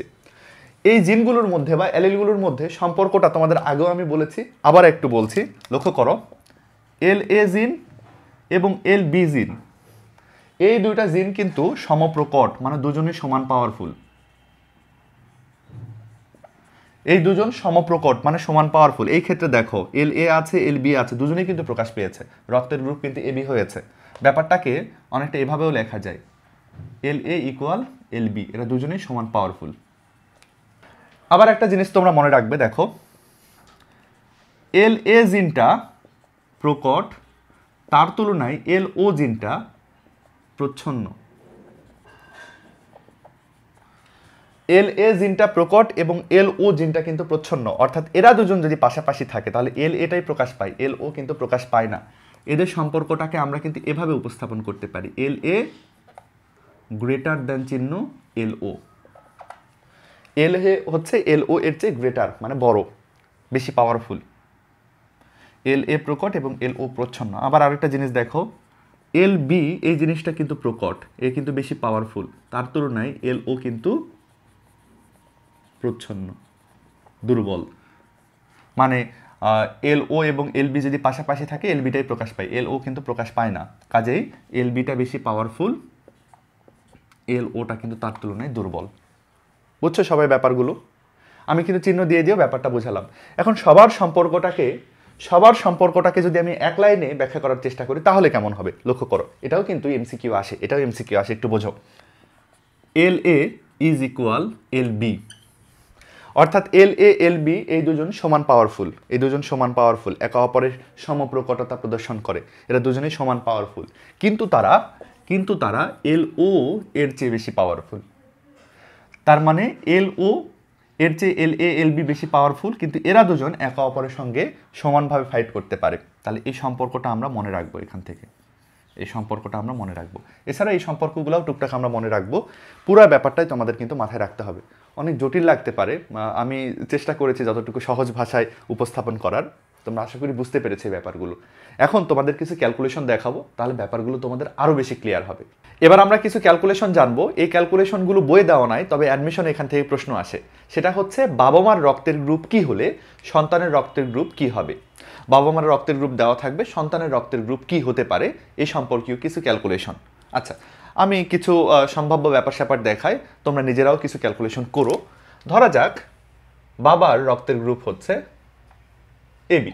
পজিটিভও হতে পারে, নেগেটিভও হতে পারে। আমি আগেও বলেছি পজিটিভ নেগেটিভের ক্যালকুলেশন আলাদা, আমরা শুধু হচ্ছে এ বি এবং ও এগুলোর ব্যাপার স্যাপার বোঝার চেষ্টা করব।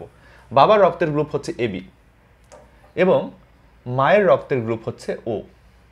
উল্টাপাল্টাও হতে পারে, বাবা ও আর মা এবি। এরকম যদি হয়, সন্তানের রক্তের গ্রুপ কি কি হতে পারে। বাবার রক্তের গ্রুপ এবি এর মানে হচ্ছে বাবার শরীরে দুইটা অ্যালিল রয়েছে, একটা অ্যালিল হচ্ছে এল এ আর একটা হচ্ছে এল বি। আর মায়ের রক্তের গ্রুপ হচ্ছে ও, এর মানে হলো মায়ের শরীরে দেখো যে ও রক্তের গ্রুপের জন্য দুইটা অ্যালিল থাকে, দুটাই হচ্ছে এল ও এবং এল ও। এই হলো অবস্থা। এখন এরা আমাদের হচ্ছে P1 বা প্রথম বাবা মা। এখান থেকে আমরা গ্যামেট তৈরি করার চেষ্টা করব। গ্যামেটগুলো কেমন হবে, এখান থেকে গ্যামেট তৈরি করলে দু ধরনের গ্যামেট পাওয়া যাবে। ধরা যাক বাবার কোনো শুক্রাণুতে থাকবে এল এ এবং কোনো শুক্রাণুতে থাকবে হচ্ছে এল বি। আর মায়ের ডিম্বাণুর মধ্যে দেখা যাবে কোনো ডিম্বাণুর মধ্যে এল ও, অপর ডিম্বাণুর মধ্যে এল ও। শুক্রাণু ডিম্বাণুকে মিলন করে এবার সন্তান তৈরি করি। দেখো এই এল এ অ্যালিলধারী যদি কোনো শুক্রাণু গিয়ে এল ও জিনধারী কোনো ডিম্বাণুর সঙ্গে মিলিত হয়, তাহলে সন্তান হবে এল এ এল ও।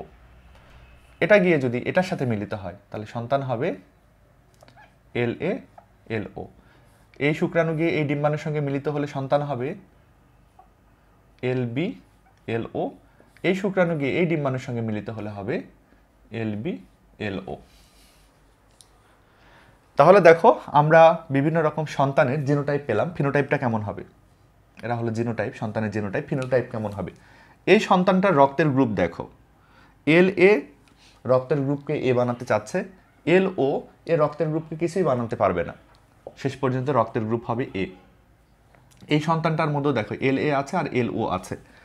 এল এ এবং এল ও যদি থাকে, এল এ এল ও থাকে, রক্তের গ্রুপ আলটিমেটলি এ হয়। তারপর দেখো এল বি এল ও আছে, এল বি এল ও থাকলে রক্তের গ্রুপ কিন্তু বি হয়, এই সন্তানটাও হবে বি।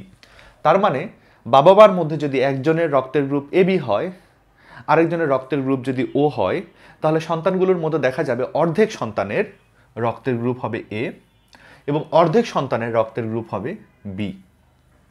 অর্ধেক কথাটা বলছে, এটা একটা আপেক্ষিক কথা।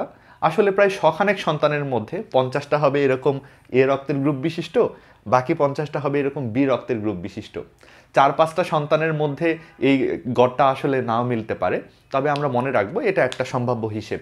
তাহলে দেখা যাবে বাবার রক্তের গ্রুপ যদি এবি হয়, মায়ের যদি ও হয়, তাহলে কিছু সন্তানের মধ্যে রক্ত আমরা পাবো হচ্ছে এ পজিটিভ বা এ নেগেটিভ, আর কিছু সন্তানের মধ্যে পাবো আমরা বি পজিটিভ বা বি নেগেটিভ। এই তো, এই হচ্ছে একটা অবস্থা। আরও অনেক রকম ক্যালকুলেশন আছে, আরও দু একটা ক্যালকুলেশন দেখাই তোমাদের। আচ্ছা, এবার ধরা যাক বাবার রক্তের গ্রুপ হচ্ছে এ এবং মায়ের রক্তের গ্রুপ হচ্ছে ও, তাহলে সন্তানদের রক্ত কেমন হবে। বাবার রক্ত এ আর মায়ের রক্ত ও, সন্তানদের রক্তের গ্রুপ কেমন হবে। এই জায়গাতে একটা ঝামেলা আছে। বাবার রক্তের গ্রুপ এ বললাম, বাবার দুরকম এ হতে পারে। বাবার এরকম জিনোটাইপ বিশিষ্ট রক্ত হতে পারে, এ হতে পারে, অথবা এরকম জিনোটাইপ বিশিষ্ট এ হতে পারে। তাহলে আমরা চিন্তা করব বাবার রক্তের গ্রুপ হচ্ছে এ এবং মায়ের রক্তের গ্রুপ হচ্ছে ও। বাবার জিনোটাইপ এরকম হতে পারে এল এ আর মায়ের ও মানে হচ্ছে সবসময় একরকমই জিনোটাইপ। এটা একটা কিন্তু কম্বিনেশন হতে পারে, আবার এরকমও হতে পারে বাবার রক্তের গ্রুপ হচ্ছে এ, ভালো কথা, কিন্তু বাবার এই জিনোটাইপটা হলো বিশুদ্ধ জিনোটাইপ না, বরং এল ও এরকম, এল ও এরকম। এবং মায়ের রক্তের গ্রুপ হচ্ছে ও, মায়ের রক্তের গ্রুপ হচ্ছে ও, মায়ের শরীরে জিনোটাইপ হচ্ছে এল ও। বুঝতে পারছো? তাহলে এখানে কিন্তু একটা সমস্যা আমরা দেখতে পাচ্ছি। বাবার রক্তের গ্রুপ এ, বাবার বিশুদ্ধ এও হতে পারে, অবিশুদ্ধ এও হতে পারে, হোমোজাইগাস এ হতে পারে, অথবা হেটারোজাইগাস এও হতে পারে বাবার। এই জন্য দুটা সম্ভাবনাকে আমি লিখলাম এখানে। আর মায়ের ও মানে সবসময় হোমোজাইগাস ও। এবার ক্যালকুলেশনগুলো দেখি, একটু লক্ষ্য করো। বাবার যদি এখান থেকে শুক্রাণু বানানো যায়, একটা শুক্রাণুর মধ্যে থাকবে এল এ, অপর শুক্রাণুটার মধ্যে থাকবে এল এ। আর মায়ের যদি এখান থেকে ডিম্বাণু বানানো যায়, একটা ডিম্বাণুর মধ্যে থাকবে এল ও, অপর ডিম্বাণুটার মধ্যেও থাকবে এল ও। তাহলে এই এল এ জিনধারী কোনো শুক্রাণু গিয়ে যদি এল ও জিনধারী ডিম্বাণুর সঙ্গে মিলিত হয়, তাহলে সন্তান হবে এরকম এল এ এল ও। এই শুক্রাণুটা গিয়ে যদি এর সাথে মিলিত হয়, সন্তান হবে এল এ এল ও। এই শুক্রাণুটা গিয়ে এই ডিম্বাণুর সঙ্গে মিলিত হলে সন্তান হবে এল এ এল ও। এই শুক্রাণু গিয়ে এই ডিম্বাণুর সঙ্গে মিলিত হলে সন্তান হবে এল এ এল ও। তাহলে আমরা চারটা সন্তান পাচ্ছি, লক্ষ্য করো। এই সন্তান যেটা, এই সন্তানটা শরীরের মধ্যে কিন্তু একটা অ্যালিল এল এ কিন্তু রক্তের গ্রুপ এ বানাতে চাচ্ছে, আরেকটা হচ্ছে এল ও রয়েছে, এ রক্তের গ্রুপকে ও বানাতে চাচ্ছে, কিন্তু ও এই জিনটা কিন্তু দুর্বল, কাজে রক্তের গ্রুপটা হবে এ। একইভাবে এটাও রক্তের গ্রুপ হবে এ, এটাও হবে এ, এটাও হবে এ। তার মানে বাবার রক্তের গ্রুপ যদি এ হয় আর মায়ের রক্তের গ্রুপ যদি ও হয়, কখনো দেখা যাবে সব সন্তানের রক্তের গ্রুপ হচ্ছে এ। এটার ক্ষেত্রে কি হচ্ছে দেখো, এখানে দেখো বাবার রক্তের গ্রুপ এ, কিন্তু বাবার যে জিন সেটা কিন্তু বিশুদ্ধ অবস্থায় নাই। বাবার জিনোটাইপটা কিন্তু অবিশুদ্ধ বা হেটারোজাইগাস অবস্থায় রয়েছে। বাবার রক্তের গ্রুপ এ, কিন্তু বাবার শরীরের মধ্যে দুইটা অ্যালিল রয়েছে, একটা হচ্ছে এল এ আর একটা হচ্ছে এল ও। বাইরে থেকে দেখে কিন্তু বোঝা যাবে না, একটা লোককে কিন্তু দেখে বোঝা যাবে না তার জিনটা কোন অবস্থায় রয়েছে। আমরা ধরে নিই এরকম অবস্থায় থাকতে পারে। আচ্ছা, এটাকে আমরা একটা শুক্রাণু হিসেবে বিবেচনা করি, এই জিনকে বা অ্যালিলকে একটা শুক্রাণু হিসেবে বিবেচনা করি। এটা একটা শুক্রাণু, এটা একটা ডিম্বাণু, এটা একটা ডিম্বাণু। এল এ জিন বিশিষ্ট কোনো শুক্রাণু গিয়ে এল ও জিন বিশিষ্ট কোনো ডিম্বাণুর সঙ্গে মিলিত হলে সন্তান হবে এল এ এল ও। এটা গিয়ে এটার সাথে মিলিত হলে সন্তান হবে এল এ এল ও। এটা গিয়ে এটার সাথে মিলিত হলে সন্তান হবে এল ও এল ও। এটা গিয়ে এটার সাথে মিলিত হলে সন্তান হবে এল ও এল ও। তাহলে চার রকম সন্তান আমরা পেলাম। লক্ষ্য করো, এই সন্তানটার মধ্যে দেখো একটা অ্যালিল এল এ আর একটা কিন্তু এল ও। এল এ এটা কিন্তু রক্তের গ্রুপকে এ বানাতে চাইবে, আর এল ও এখানে পাত্তা পাবে না, আলটিমেটলি রক্তের গ্রুপ এ হবে, এটা রক্তের গ্রুপে এ হবে। কিন্তু এটাই দেখো, দুটো অ্যালিল দুটাই কিন্তু এল ও এর কথা বলছে, দুটাই যদি এল ও এর কথা বলে তাহলে রক্তের গ্রুপ কিন্তু হবে ও, কাজে এই রক্তের গ্রুপটা হবে ও, এটাও হবে ও। ওকে, এখন আমরা দেখতে পাচ্ছি বাবা মার মধ্যে একজনের রক্তের গ্রুপ হচ্ছে ও, আরেকজনের রক্তের গ্রুপ হচ্ছে এ। সবগুলো সন্তানের রক্তের গ্রুপ যদি এ দেখা যায়, তাহলে বুঝতে হবে বাবা বা মায়ের যার এ রক্তের গ্রুপ তার কিন্তু এটা রয়েছে এরকম হোমোজাইগাস অবস্থায়।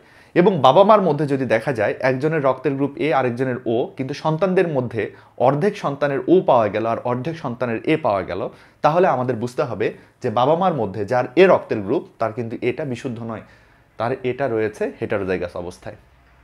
এভাবে বাবা মার রক্তের গ্রুপ থেকে সন্তানের রক্তের গ্রুপকে আইডিয়া করা যায়। সেম ক্যালকুলেশন বি এর জন্য প্রযোজ্য, সেম ক্যালকুলেশন এ বি এর জন্য প্রযোজ্য, বুঝছো? এভাবে অনেক ক্যালকুলেশন করা যায়, এত কিছু আমি করতে চাচ্ছি না, কিন্তু তোমরা ব্যাপারগুলোকে নিজেরা একটু ক্যালকুলেশন করে দেখো, তাহলে ব্যাপারগুলো আরও বেশি ক্লিয়ার হবে তোমাদের।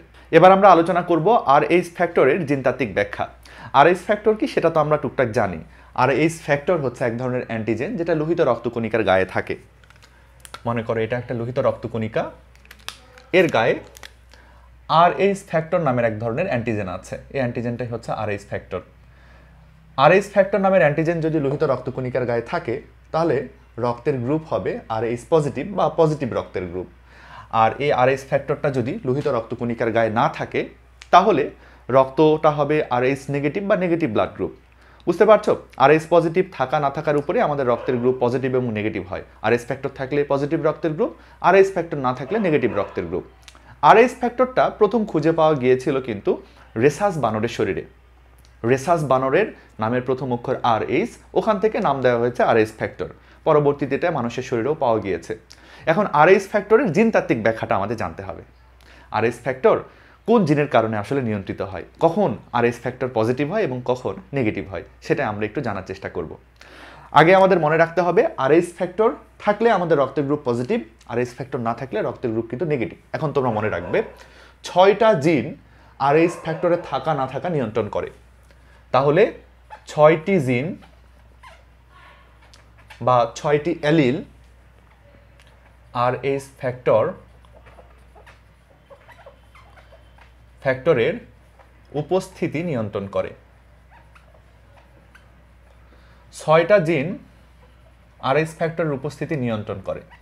ধরে নিই জিনগুলো হচ্ছে বড় হাতের সি, ছোট হাতের সি, তারপরে বড় হাতের ডি, ছোট হাতের ডি এবং বড় হাতের ই, ছোট হাতের ই, সব মিলে 3 জোড়া বা 6টি জিন, এগুলাই কিন্তু আমাদের আসলে রক্তের গ্রুপটা পজিটিভ হবে নাকি নেগেটিভ হবে সেটা নিয়ন্ত্রণ করে।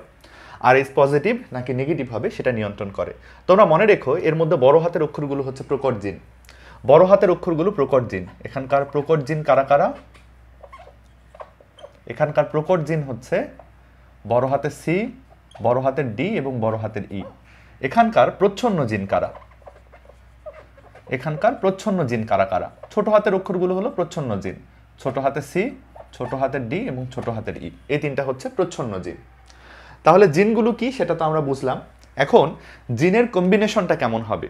একজন মানুষের শরীরে এই 6টা জিনের মধ্যে 3টা জিন যাবে, এই জোড়া থেকে একটা জিন আসবে, এই জোড়া থেকে একটা জিন আসবে এবং এই জোড়া থেকে একটা জিন আসবে।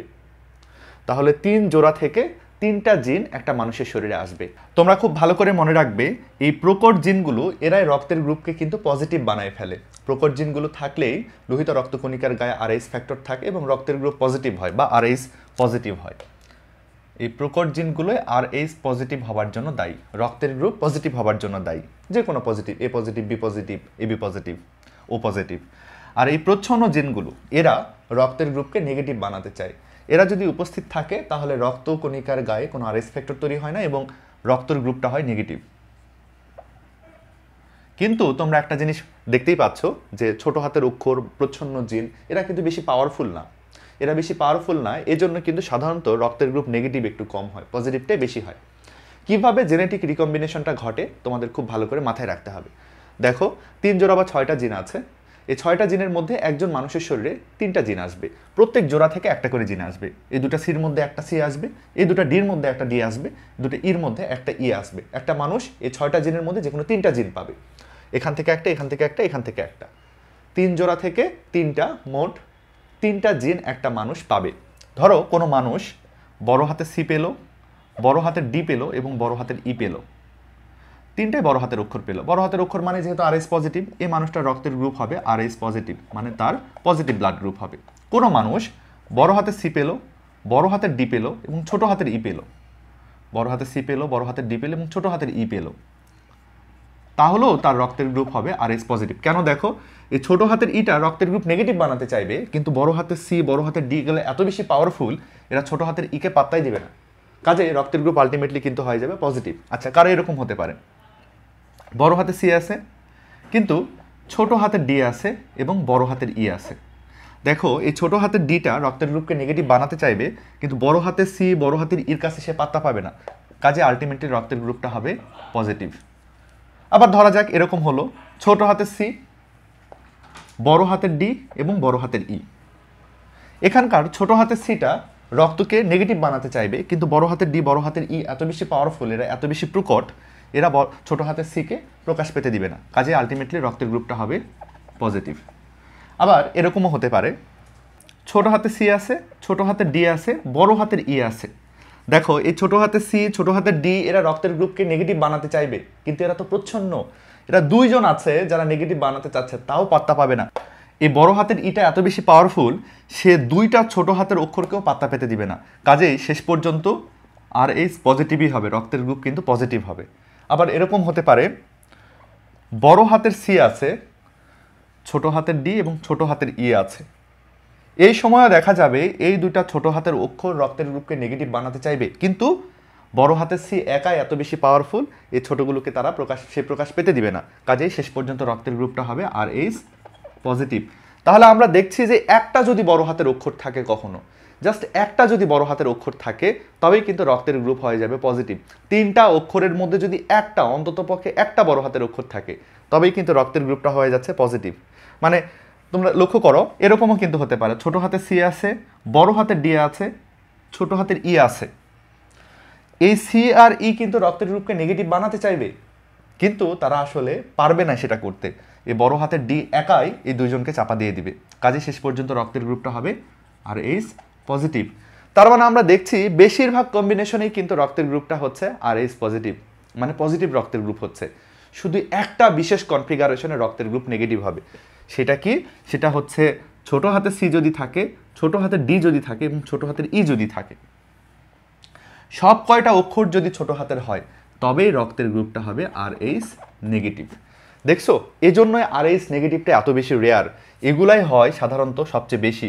95% ক্ষেত্রেই দেখা যায়, মানে পৃথিবীর একটা গড় হিসেব প্রায় 95% ক্ষেত্রেই দেখা যায় পজিটিভ রক্তের গ্রুপ, আর মাত্র 5% ক্ষেত্রে দেখা যায় নেগেটিভ রক্তের গ্রুপ। তবে দেশভেদে, অঞ্চলভেদে ব্যাপারগুলো আলাদা হতে পারে। আমি একটা মোটামুটি তোমাদের ধারণা দিচ্ছি যে বেশিরভাগ রক্তের গ্রুপ পজিটিভ কেন হয়। কারণ পজিটিভ রক্তের গ্রুপ হওয়ার জন্য দায়ী জিনগুলোই হলো প্রকট, এরাই বেশি পাওয়ারফুল। এরা যদি একটা হলেও উপস্থিত থাকে তাও রক্তের গ্রুপ পজিটিভ হবে।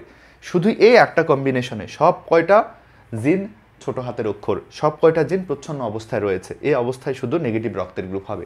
এই জন্য নেগেটিভ রক্তের গ্রুপ এত কম, মানে এত রেয়ার একটা জেনেটিক কম্বিনেশন, সাধারণত খুব বেশি সম্ভব না। এই জন্য দেখবে যে সব দেশে নেগেটিভ ব্লাড গ্রুপের পরিমাণ কিন্তু খুবই কম, 5-7%, 10% সর্বোচ্চ। নেগেটিভ রক্তের গ্রুপ কিন্তু এত কম এই কারণেই হয়। এখান থেকে আরও একটা আমি MCQ দেখেছি, এই RH ফ্যাক্টরের জেনেটিক রিকম্বিনেশনে কোন কম্বিনেশনটা সম্ভব না। আমরা দেখছি এগুলো কিন্তু সব কম্বিনেশন হতে পারে, কিন্তু এরকম কম্বিনেশন সম্ভব না। বড় সি, ছোট সি এবং বড় ডি, এই কম্বিনেশন সম্ভব না। কেন সম্ভব না? কারণ একই অক্ষর আমি ডবল নিতে পারবো না। বড় সি নিছি, ছোট সি নিছি, এটা নেওয়া সম্ভব না। এটা এভাবে নেওয়া যাবে না, এটা নেওয়া যাবে না। শুধু সির মধ্যে যে কোনো একটা সিকে নিতে হবে, ডির মধ্যে যে কোনো একটা ডিকে নিতে হবে, ইর মধ্যে যে কোনো একটা ইকে নিতে হবে। যেমন বড় সি নিলাম, বড় ই নিলাম, ছোট ই নিলাম, এটা নেওয়া যাবে না। এই কম্বিনেশনগুলো সম্ভব না, এগুলো সম্ভব না। কেন সম্ভব না? কারণ 3 জোড়া জিনের মধ্যে প্রত্যেকটা জোড়া থেকে একটা করে জিন নেওয়াই লাগবে, কোনো জোড়ারই ডবল জিন নেওয়া যাবে না। তাহলে এই কম্বিনেশনগুলো কিন্তু সম্ভব না, মনে রেখো। তাহলে দেখতে পাচ্ছ যে কোন জিনের কারণে রক্তের গ্রুপটা আসলে কি হচ্ছে। এবার আমরা RH ফ্যাক্টরি জনিত একটা অসুখ নিয়ে আলোচনা করব। অসুখটার নাম হচ্ছে এরিথ্রোব্লাস্টোসিস ফিটালিস। আমি নামটা লিখে ফেলি। অসুখটার নাম হচ্ছে এরিথ্রোব্লাস্টোসিস ফিটালিস। এই অসুখটা নিয়ে আমরা আলোচনা করব। এই অসুখটা ফিটাসের একটা অসুখ। 8 সপ্তাহ এর পরে মায়ের পেটে থাকা যে বাচ্চা, সেটাকে কিন্তু বলা হয় ফিটাস, মানে মায়ের পেটে থাকা বাচ্চাকে বলা হচ্ছে ফিটাস। এই ফিটাসের একটা অসুখ হচ্ছে এরিথ্রোব্লাস্টোসিস ফিটালিস। আমার বিশ্বাস এই অসুখ সম্পর্কে সবাই টুকটাক শুনেছো। অনেকে অনেকটা এভাবে শুনেছো যে বাবা মার একই যদি রক্তের গ্রুপ হয় তাহলে অসুখটা হয়। অনেকে এভাবে শুনেছো বাবা মার যদি রক্তের গ্রুপ উল্টা হয়, আলাদা হয়, তখন এই অসুবিধাটা হয়। আসলে ব্যাপারগুলো কিন্তু তা নয়। বাবা মার রক্তের গ্রুপ এ নাকি বি নাকি AB নাকি ও, বা দুজনের একই কিনা আলাদা কিনা, এগুলোর উপরে আসলে এই অসুখটা নির্ভর করে না। এই অসুখটা আসলে নির্ভর করে RH ফ্যাক্টরের কারণে। এই অসুখটা আসলে হয় RH ফ্যাক্টরের তারতম্যের কারণে। বাবা মার কোন RH ফ্যাক্টরটা রয়েছে, বাবা মার রক্তের গ্রুপ পজিটিভ নাকি নেগেটিভ, এগুলার কারণেই অসুখটা আসলে হয়। এক্স্যাক্টলি কোন অবস্থাতে অসুখটা হয় সেটাই তোমাদের এখন বুঝতে হবে। ধরা যাক বাবা মার রক্তের গ্রুপগুলো কেমন এবং সন্তানের রক্তের গ্রুপ কেমন হলো। বাবার রক্তের গ্রুপ কেমন, মায়ের রক্তের গ্রুপ কেমন এবং সন্তানের রক্তের গ্রুপ কেমন, আমরা একটু সম্ভাবনাগুলো যাচাই করি এবং কোন সম্ভাবনাতে অসুখ হবে কিনা সেটা আমরা একটু বোঝার চেষ্টা করব। অসুখের ব্যাপারটা আমি এখানে লিখব। ধরা যাক বাবার রক্তের গ্রুপ হচ্ছে RH পজিটিভ, যে কোনো পজিটিভ হতে পারে, A positive, B positive, O positive, AB positive, যে কোনো পজিটিভ। মায়ের রক্তের গ্রুপও হচ্ছে RH পজিটিভ এবং দেখা গেল সন্তানের রক্তের গ্রুপও হচ্ছে RH পজিটিভ। অসুখ বিসুখ হবে না, অসুখ বিসুখ নাই, অসুখ বিসুখ নাই, অসুখ বিসুখ হবে না, কোনো সমস্যা নাই, কোনো সমস্যা নাই এই ক্ষেত্রে। আবার যদি এরকম হয় বাবার রক্তের গ্রুপও হচ্ছে নেগেটিভ, মায়ের রক্তের গ্রুপও হচ্ছে নেগেটিভ, সন্তানের রক্তের গ্রুপও হচ্ছে নেগেটিভ, তাহলেও কোনো সমস্যা নাই, কোনো অসুখ হবে না, এক্ষেত্রেও কোনো ঝামেলা নাই। আবার ধরা যাক বাবার রক্তের গ্রুপ হচ্ছে নেগেটিভ, মায়ের রক্তের গ্রুপ হচ্ছে পজিটিভ। দেখো বাবা মার মধ্যে যে কোনো একজনের যদি পজিটিভ থাকে, সন্তানের রক্তের গ্রুপ অবশ্যই পজিটিভ হবে, কারণ আমরা জানি পজিটিভ হওয়াটাই হলো প্রকট বৈশিষ্ট্য। তাহলে দেখো বাবার রক্তের গ্রুপ হচ্ছে নেগেটিভ, মায়ের রক্তের গ্রুপ কিন্তু পজিটিভ এবং সন্তানের রক্তের গ্রুপ হয়ে গেল পজিটিভ, তাহলেও কোনো সমস্যা নাই, কোনো ঝামেলা নেই, এক্ষেত্রেও কোনো ঝামেলা নাই। এবার ব্যাপারটা সবাই বোঝো। ধরা যাক বাবার রক্তের গ্রুপ হচ্ছে পজিটিভ, যে কোনো পজিটিভ, এবং মায়ের রক্তের গ্রুপটা হচ্ছে নেগেটিভ, যে কোনো নেগেটিভ। মায়ের রক্তের গ্রুপ কিন্তু নেগেটিভ আর বাবার এই মুহূর্তে পজিটিভ। আমরা জানি বাবার মধ্যে একজনের যদি পজিটিভ থাকে, সন্তানের রক্তের গ্রুপটা কিন্তু পজিটিভই হবে, পজিটিভ হওয়া কিন্তু প্রকট বৈশিষ্ট্য। ঝামেলা কিন্তু এইবার হবে। মায়ের রক্তের গ্রুপ নেগেটিভ, বাবার রক্তের গ্রুপ পজিটিভ, সন্তানের রক্তের গ্রুপ হচ্ছে পজিটিভ, ঝামেলা এইবার হবে, এইবার ঝামেলা হবে। তাও এটা প্রথম সন্তানের বেলায় ঝামেলাটা হবে না, দ্বিতীয় সন্তানের বেলায় হবে। পুরা ব্যাপারটা আমি একটু ব্যাখ্যা করছি তোমাদের। ধরা যাক একটা মা হচ্ছে নেগেটিভ ব্লাড গ্রুপ বিশিষ্ট, যে কোনো ব্লাড গ্রুপের নেগেটিভ মা হচ্ছে এরকম নেগেটিভ ব্লাড গ্রুপ বিশিষ্ট। এই মায়ের পেটের মধ্যে একটা সন্তান বেড়ে উঠছে যে হচ্ছে এরকম পজিটিভ ব্লাড গ্রুপ বিশিষ্ট। এখন মায়ের পেটের মধ্যে কিন্তু এই সন্তানটা থাকছে, আস্তে আস্তে বেড়ে উঠছে, কিন্তু দেখা যাচ্ছে সন্তান যেহেতু পজিটিভ ব্লাড গ্রুপ বিশিষ্ট, কাজেই সন্তানের লোহিত রক্তকণিকার গায়ে RH নামের অ্যান্টিজেনটা থাকবে। কিন্তু মায়ের কোনো লোহিত রক্তকণিকার গায়ে কিন্তু RH অ্যান্টিজেনটা নাই। কাজে মায়ের শরীর, মায়ের রোগ প্রতিরোধ ব্যবস্থা তারা এই RH অ্যান্টিজেনের সঙ্গে পরিচিত না, এই RH অ্যান্টিজেনের সঙ্গে পরিচিত না। তাহলে মায়ের পেটের মধ্যে একটা পজিটিভ ব্লাড গ্রুপ বিশিষ্ট সন্তান বেড়ে উঠছে, কিন্তু সন্তানের শরীরের মধ্যে রয়েছে একটা RH অ্যান্টিজেন, সন্তানের শরীরের রক্ততে রয়েছে RH অ্যান্টিজেন, যার সঙ্গে মায়ের রোগ প্রতিরোধ ক্ষমতা, মায়ের শরীর পরিচিত না। তখন মায়ের দেহের রোগ প্রতিরোধ ক্ষমতা বা অ্যান্টিবডি এরা ভাববে যে সন্তানের গায়ের মধ্যে এই যে RH নামের অ্যান্টিজেনটা পাওয়া যাচ্ছে, সন্তানের লোহিত রক্তকণিকাতে এই যে RH নামের অ্যান্টিজেনটা পাওয়া যাচ্ছে, এটা মনে হয় কোনো জীবাণু, এটা কোনো বাইরের পার্টিকল, এটা হয়তো ক্ষতিকর কোনো বস্তু। এর জন্য মায়ের রোগ প্রতিরোধ ক্ষমতা কি করবে? অ্যান্টি-RH নামক এক ধরনের অ্যান্টিবডি তৈরি করবে, অ্যান্টি-RH নামের এক ধরনের অ্যান্টিবডি তৈরি করবে। এই অ্যান্টি-RH অ্যান্টিবডিটা গিয়ে সন্তানের লোহিত রক্তকণিকায় থাকা যে অ্যান্টিজেন রয়েছে একে টার্গেট করবে এবং একে মেরে ফেলার চেষ্টা করবে। কিন্তু এই প্রসেসটা অনেক স্লো, এই অ্যান্টি-RH অ্যান্টিবডি তৈরি হতে হতে অনেক সময় লাগে, এর মধ্যে সন্তানটা জন্ম হয়েই যায়। অর্থাৎ প্রথম সন্তান কোনো সমস্যা ছাড়াই জন্ম হয়। কিন্তু দেখো মায়ের শরীরে কিন্তু অ্যান্টি-RH অ্যান্টিবডি তৈরি হয়ে আছে। এবার মায়ের রক্তের গ্রুপ নেগেটিভ, মায়ের পেটের মধ্যে একটা পজিটিভ ব্লাড গ্রুপের আরেকটা সন্তান, দ্বিতীয় সন্তানের জন্ম প্রসেস শুরু হয়েছে। দ্বিতীয় সন্তানটা মায়ের পেটের মধ্যে এখন বেড়ে উঠছে, কিন্তু দেখো মায়ের শরীরে অলরেডি কিন্তু আগে থেকে অ্যান্টি-RH অ্যান্টিবডি তৈরি হয়েছিল। এখন এই অ্যান্টি-RH অ্যান্টিবডি গিয়ে কি করবে? সন্তানের যে লোহিত রক্তকণিকায় থাকা RH ফ্যাক্টর রয়েছে তাকে গিয়ে অ্যাটাক করবে, করে এটাকে ধ্বংস করবে, সঙ্গে লোহিত রক্তকণিকাটাকেও ধ্বংস করে ফেলবে। অর্থাৎ মায়ের রোগ প্রতিরোধ ক্ষমতা সন্তানের লোহিত রক্তকণিকায় থাকা RH ফ্যাক্টরকে শত্রু মনে করে সন্তানের লোহিত রক্তকণিকাকে আক্রমণ করে ধ্বংস করে ফেলে। এতে করে সন্তানের শরীরে রক্ত কমে যায়, সন্তানের শরীরে লোহিত রক্তকণিকার পরিমাণ অনেক কমে যায়। সন্তান প্রতিনিয়ত প্রচুর লোহিত রক্তকণিকা তৈরি করা শুরু করে, কিন্তু তারা মায়ের রোগ প্রতিরোধ ক্ষমতার সঙ্গে কুলিয়ে উঠতে পারে না। শেষ পর্যন্ত দেখা যায় সন্তান অনেক রক্তশূন্যতা নিয়ে জন্মগ্রহণ করে, অথবা সন্তান জন্ডিস নিয়ে জন্মগ্রহণ করে, অনেক সময় মৃত সন্তানেরও জন্ম হতে পারে। তাহলে খুবই ভয়ঙ্কর একটা সমস্যা। আমরা তাহলে ব্যাপারটা আরেকবার রিভিশন করে নিই। মায়ের রক্তের গ্রুপ নেগেটিভ, বাবার রক্তের গ্রুপ পজিটিভ, সন্তানের রক্তের গ্রুপ হয়ে গেল পজিটিভ। তাহলে মায়ের পেটে এমন একটা সন্তান বেড়ে উঠছে যার রক্তের গ্রুপ পজিটিভ, কিন্তু মায়ের রক্তের গ্রুপ হচ্ছে নেগেটিভ। তখন মায়ের দেহের রোগ প্রতিরোধ ক্ষমতা গিয়ে সন্তানের শরীরের লোহিত রক্তকণিকাগুলোকে অ্যাটাক করে। প্রথম সন্তানকে করতে পারে না, দ্বিতীয় সন্তানের লোহিত রক্তকণিকাকে অ্যাটাক করে। এই অসুবিধাটাকে বলা হচ্ছে কিন্তু এরিথ্রোব্লাস্টোসিস ফিটালিস। এই অবস্থাতে সন্তান রক্তশূন্যতা নিয়ে জন্মগ্রহণ করে, অথবা জন্ডিস নিয়ে জন্মগ্রহণ করে, অথবা মৃত সন্তানের জন্ম হয়। ধরো নামটা এরকম কেন, এরিথ্রোব্লাস্টোসিস ফিটালিস কেন নামটা? নামের একটু ব্যাখ্যাটা তোমাদের দেই। এরিথ্রো শব্দের মানে হলো লোহিত রক্তকণিকা বা আরবিসি। ব্লাস্টো শব্দের মানে কি? ব্লাস্টোসিস মানে হচ্ছে অপূর্ণাঙ্গ কোষ তৈরি, অপূর্ণাঙ্গ। ব্লাস্টো শব্দের মানে হলো শিশু বা অপূর্ণাঙ্গ, আর ফিটালিস মানে হলো ফিটাস। আসলে দেখা যায় ফিটাসের মধ্যে পূর্ণাঙ্গ লোহিত রক্তকণিকা বেশি থাকে না, কারণ পূর্ণাঙ্গ লোহিত রক্তকণিকাগুলোকে তো মায়ের রোগ প্রতিরোধ ক্ষমতা বা মায়ের অ্যান্টিবডি মেরে ফেলেছে। দেখা যায় ফিটাসের গায়ের মধ্যে অপূর্ণাঙ্গ লোহিত রক্তকণিকা বেশি, ফিটাসের গায়ে পূর্ণাঙ্গ লোহিত রক্তকণিকার পরিমাণ খুবই কম। এই অবস্থাটাকে বলা হচ্ছে এরিথ্রোব্লাস্টোসিস ফিটালিস। কনসেপ্টটা সবাই ভালো করে বোঝো। মায়ের রক্তের গ্রুপ নেগেটিভ, এই একটা কন্ডিশনেই শুধু সমস্যাটা হতে পারে। মায়ের রক্তের গ্রুপ নেগেটিভ, বাবার রক্তের গ্রুপ পজিটিভ, পেটের মধ্যে যে সন্তানটা তৈরি হচ্ছে তার রক্তের গ্রুপ হচ্ছে পজিটিভ। দ্বিতীয় সন্তানের ক্ষেত্রে এই সমস্যাটা হতে পারে। এই জন্য এই সমস্যাটা খুব বেশি যে হয় এমন না, খুবই রেয়ার। তবে কোনো মা যদি নেগেটিভ ব্লাড গ্রুপের হয়, আমার যারা ক্লাস দেখছো অনেক মেয়ে এরকম থাকতে পারো যে তোমার ব্লাড গ্রুপ হচ্ছে নেগেটিভ, এটা হওয়ার চান্স অনেক বেশি যে তোমার একসময় সন্তান ধারণ হবে এবং সেই সন্তানটা পজিটিভ ব্লাড গ্রুপের হয়ে যেতে পারে। সেক্ষেত্রে কিন্তু এরকম ঝামেলা হতে পারে। তাহলে সমাধান কি? সন্তান কি এরকম সব ক্ষেত্রেই ক্ষতিগ্রস্ত হবে, মারা যাবে? না, সমাধান নিশ্চয়ই রয়েছে।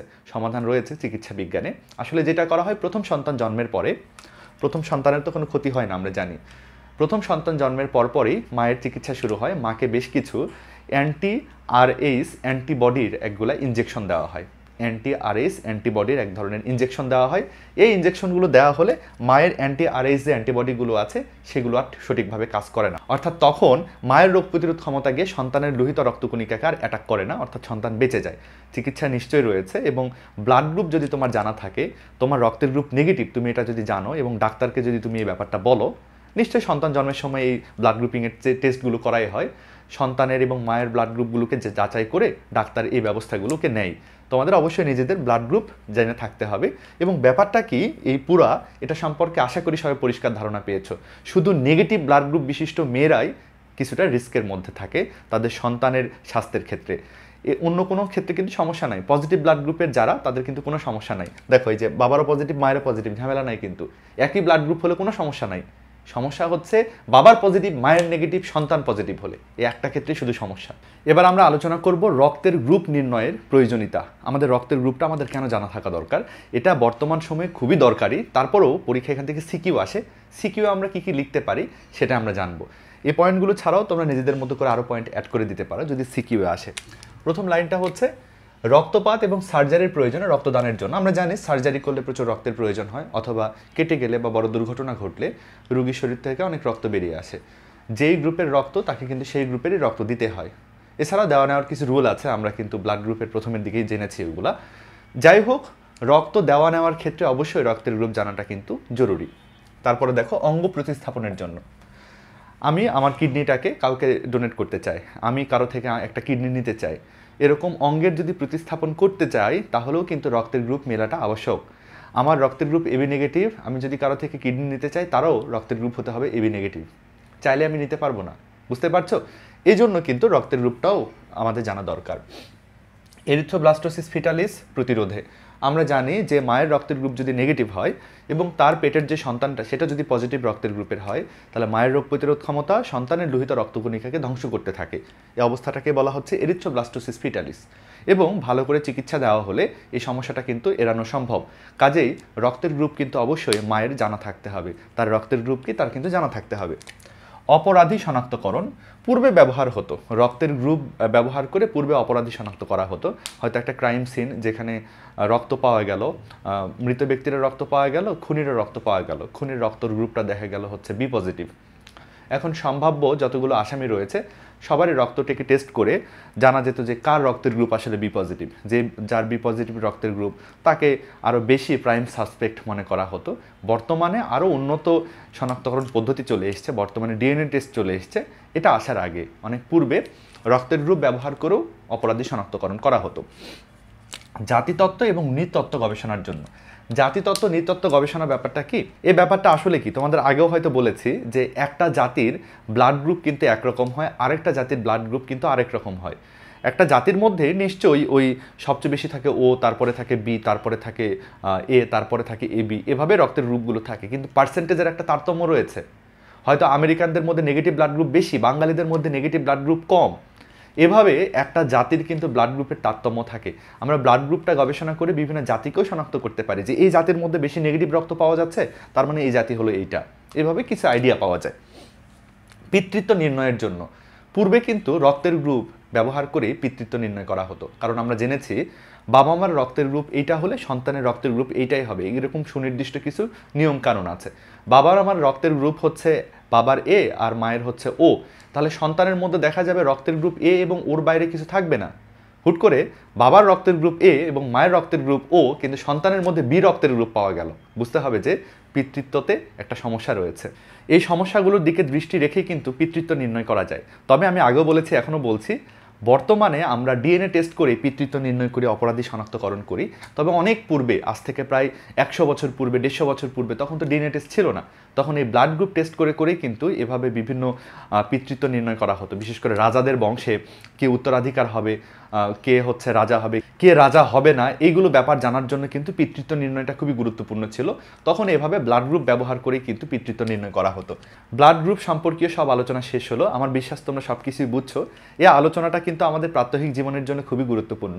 ব্লাড গ্রুপ জানা, ব্লাড গ্রুপ কীভাবে কাজ করে, কার ব্লাড গ্রুপ কেমন হলে সন্তানের ব্লাড গ্রুপ কেমন হবে, এগুলো জানাটা আমাদের জন্য জরুরি। আমরা সব কিছু জানতে পেরেছি। পরীক্ষায় যদি এখান থেকে প্রশ্ন আসে, আশা করি আমরা উত্তর দিতে পারবো।